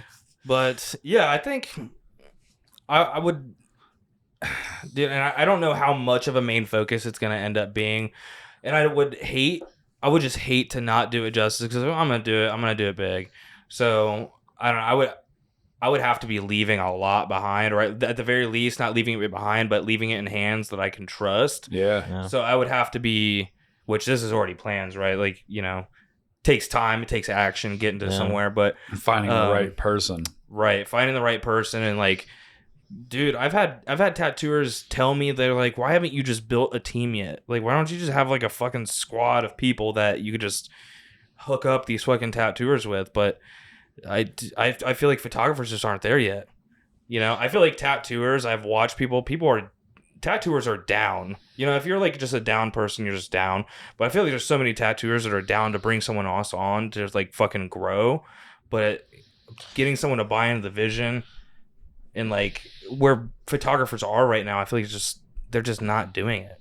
They're just not doing it. Or I could almost see photography, and correct me if I'm wrong, but like, you're either a super badass photographer or you're a dude that does it for a hobby that has a real job outside of photography. Yeah, there's no middle ground. And it's like people are so afraid to get in that middle ground that they just won't do it at all. But I mean, it's like there's a jump in everything, right? Like you do a first tattoo, you don't know it's going to come out good. Right. Right, But what are you going to say? Well, I was going to say, all the years that you've worked here, I think that your biggest passion and dream has been podcasting and streaming, and I feel like if you did dive into tattooing, like, I feel like you're more pumped about like this vehicle and like you streaming again. Right. I would have to really want it. I think I would just have to hit something where I'm like, dude, it's just now's the time. Like I'm prepared to do that, like leave all this in the hands of someone else. But I would just like hate to not do it justice, right? Because there's so many people that I see, I'm getting fucking blackout work now because I see what's possible. Because I didn't know what was possible before. I was getting fucking tattooed in the kitchen, But now that I'm in it and I just like see what's possible, even if I did think to myself like, damn, I could do something like that. Like, oh, it'd be so cool to watch like a client walk away, leave the shop, knowing that they have like their whole fucking half, they have their arm tatted up now, and they feel awesome. I would love to do that, but man, I would only like the respect I have for it would just take me so much time, I feel like, or I would maybe want to put so much time into it before I'm like, all right, like I can do that. Like, and I can do it. I can get that experience, like the prolonged gratitude, or, I couldn't just like step into it and just willy-nilly do it. And I would almost like not want to do it at all. But plus, like, there's just so much benefit, I think, to having someone. Like, sure, there's a lot I could say or learn about like the tattoo side, and then I could feel comfortable being involved in that conversation, or confident maybe. But I feel like it's just good to have a perspective, someone that's in it but not all the way in it. Mm-hmm. So like, sure, I might end up prefacing a lot of the things I say with like, I'm not a tattooer, but I mean, I still usually have some pretty good perspective, that a lot of tattooers I think otherwise wouldn't have.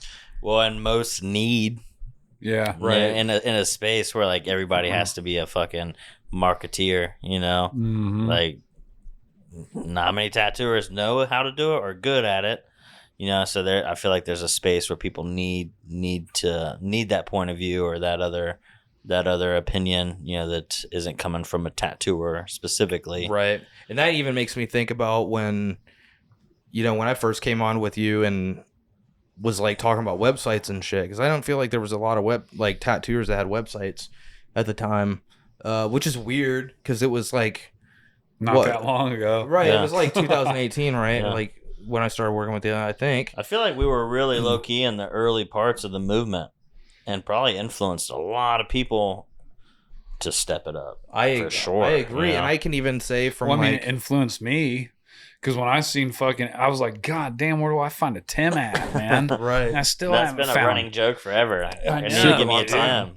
Fucking, and when you were talking about you watch Chris tattoo more than Chris was watch tattoo more, it had me, when you said that, I was like, God damn, Mike would probably videotape me, go home and edit it.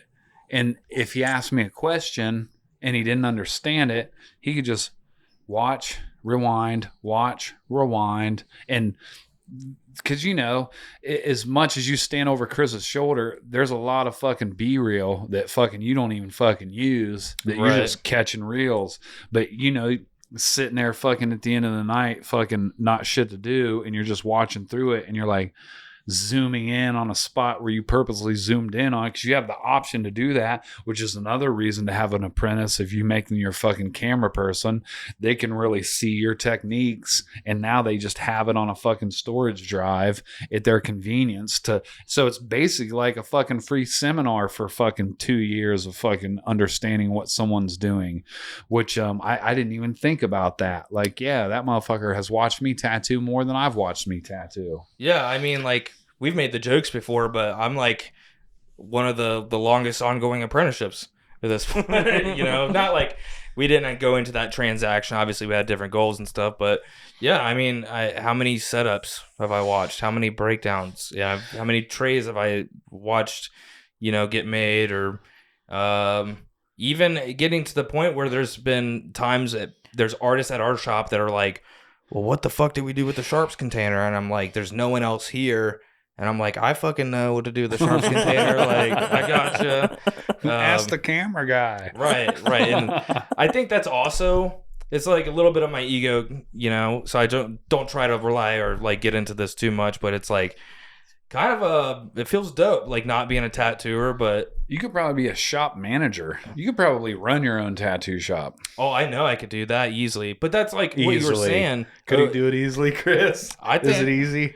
Maybe not easy is the right word, but I think I could structure a lot of systems to make my job very simple, right? Yeah. So I could just spend a lot of time with my people, but dude, and I even said that to you, like being a shop owner and like still being a tattooer seems like a fucking nightmare.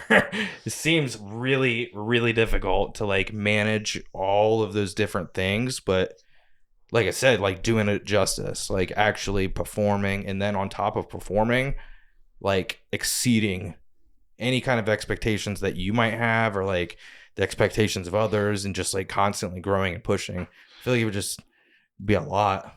Well, and also too, I think that like these new tattooers that like get a year of fucking 2 years under their belt and then open their own shop, like it's just going to be easy peasy money fucking flooding in. I think why it's not, it's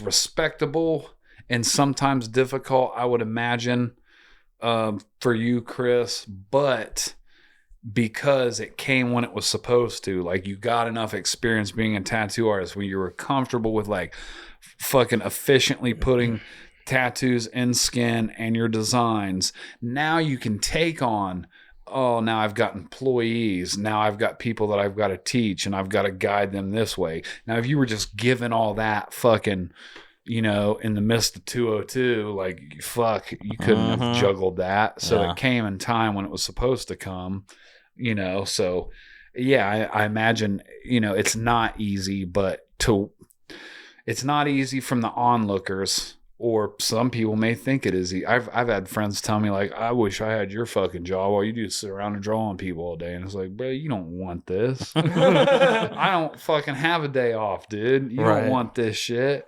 But it does feel easy to me because I'm just in the stride of it. And I've built the momentum to have it to where it does feel like a break basically all the time. When I go to like today, I tattooed Megan today. I haven't tattooed in like 2 weeks because I've been doing a lot of painting and stuff, but like it was easy. Like it just came second. I'm talking while I'm setting up, like it's just second nature to me. Right. That's why I have a hard time talking about the shit.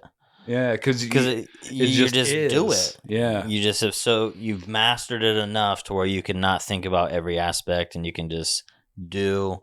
And now handling people, teaching outside of that, fucking tattooing and talking. I feel like I've gotten good at that. Having conversation while I'm talking. Sometimes it might take me a couple seconds to answer your question, just to generate the thought. But if I'm pulling a line, though, I gotta that sniper. Damn near faint. Right. You're like, I need the vape. I do that. I fucking hold my breath because of running lines so much that this morning I was sending a text and was, and Megan was like, breathe. And I was like, so it's just habit from tattooing that I just hold my breath naturally now. Yeah. Like, why do you keep passing out, man? It's funny too because I woke up today and as soon as I scrolled to Instagram, I sat down and was drinking my coffee and I seen fucking this piece that Cotterman just did of like Night of the Living Dead 3 or something. And it was fucking decent size. It was like that, and I was just instantly hit me. I was like, God damn it! And I had his number, so I texted him. I was like, Hey, dude, you up? And he's like, Sure am. And I'm like, Can I ask you a stupid tattoo question? And he's like, Sure. And I was like, How long did it take you to do that? And he's like, 7 or 8 hours. Like, dude's that good, so I was able to finish through it. And I was like, Well, thank God, dude, because I was about to swallow razor blades, bro. I was like, if this motherfucker did this in like 3 or 5 hours, dude, like what the fuck am I doing? Now, granted, I'm not telling y'all that are listening to be a fast tattooer. Definitely be a good tattooer. Efficiency will come with patience of just focusing on the fundamentals and being good. But sometimes I see shit and I'm like, damn, dude, am I going too slow? Like, what am I missing? Am I where I'm, and you know, you just came back with like, you know, just I'm efficient with my colors. When I see green, I put green. When I see red, I put green. I don't doubt it. I don't double think it. I just put it in. And I can trace that back to the first time I was at Evergreen and I was tattooing beside him. And he told me like, just focus on the value. Fuck the colors, focus on the value. So if I'm focusing on the value and I decide that this is the value, it doesn't matter what color it is, just fucking get it in there. And then looking back from when I learned that to now, it's like I am where I'm supposed to be. But I just appreciated it. And just the simple fact to say that, oh, I got dude's fucking number and can fucking call him when I see a world-renowned artist on Instagram that pisses me off because I'm like, fuck, that's so goddamn good. Yeah, man. And it seems like Instagram is just flooded with fucking dope shit. All the time, man.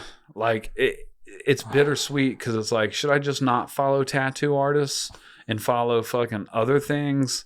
But at the same time, it's like, well, I want to see the fucking 4-minute mile get ran so I know I can do it. Or maybe I get to be the guy that does the next. Sometimes I think that like if I just quit following tattoo artists and just stay focus on me, like what you've been doing, like just being in this little bubble, like maybe I'm going to be the dude that creates some fucking mind-blowing shit. Because right now I feel like I just bite off. I don't even see a style I have. It's funny. Yeah. Yeah. I think right now for me, that's like the biggest motivator is seeing those dope shit. Because you said something to me a few weeks back. It's like you can only be so good at applying it. But like the thing that gets better is the composition, the design.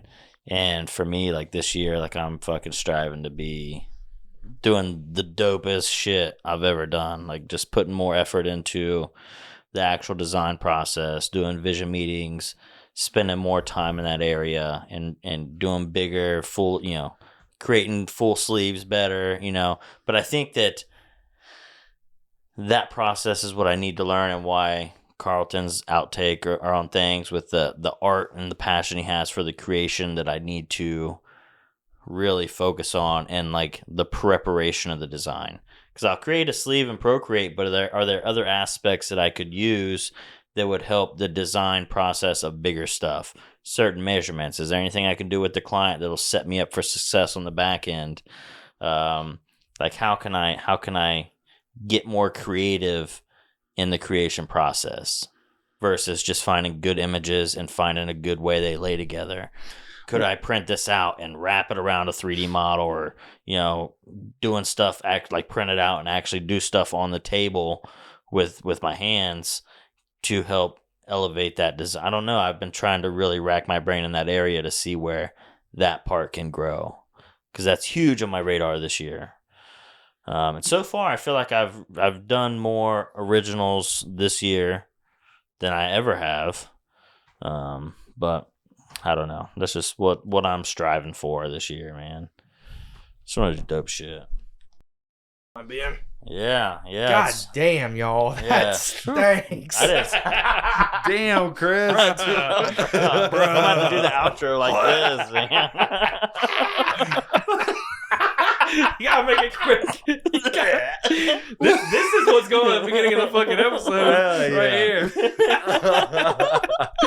Alrighty, y'all. Yeah, man, it's been fucking awesome. Yeah. I was, as soon as we started this whole Trying thing, to talk and breathe in my mouth at the same time. as soon as we started this podcast, I knew for sure that you'd be the first guest. I knew it was without a doubt. It was like, wasn't even a question about it. We knew we was gonna have you on the first one, so, man, just fucking love you, bro.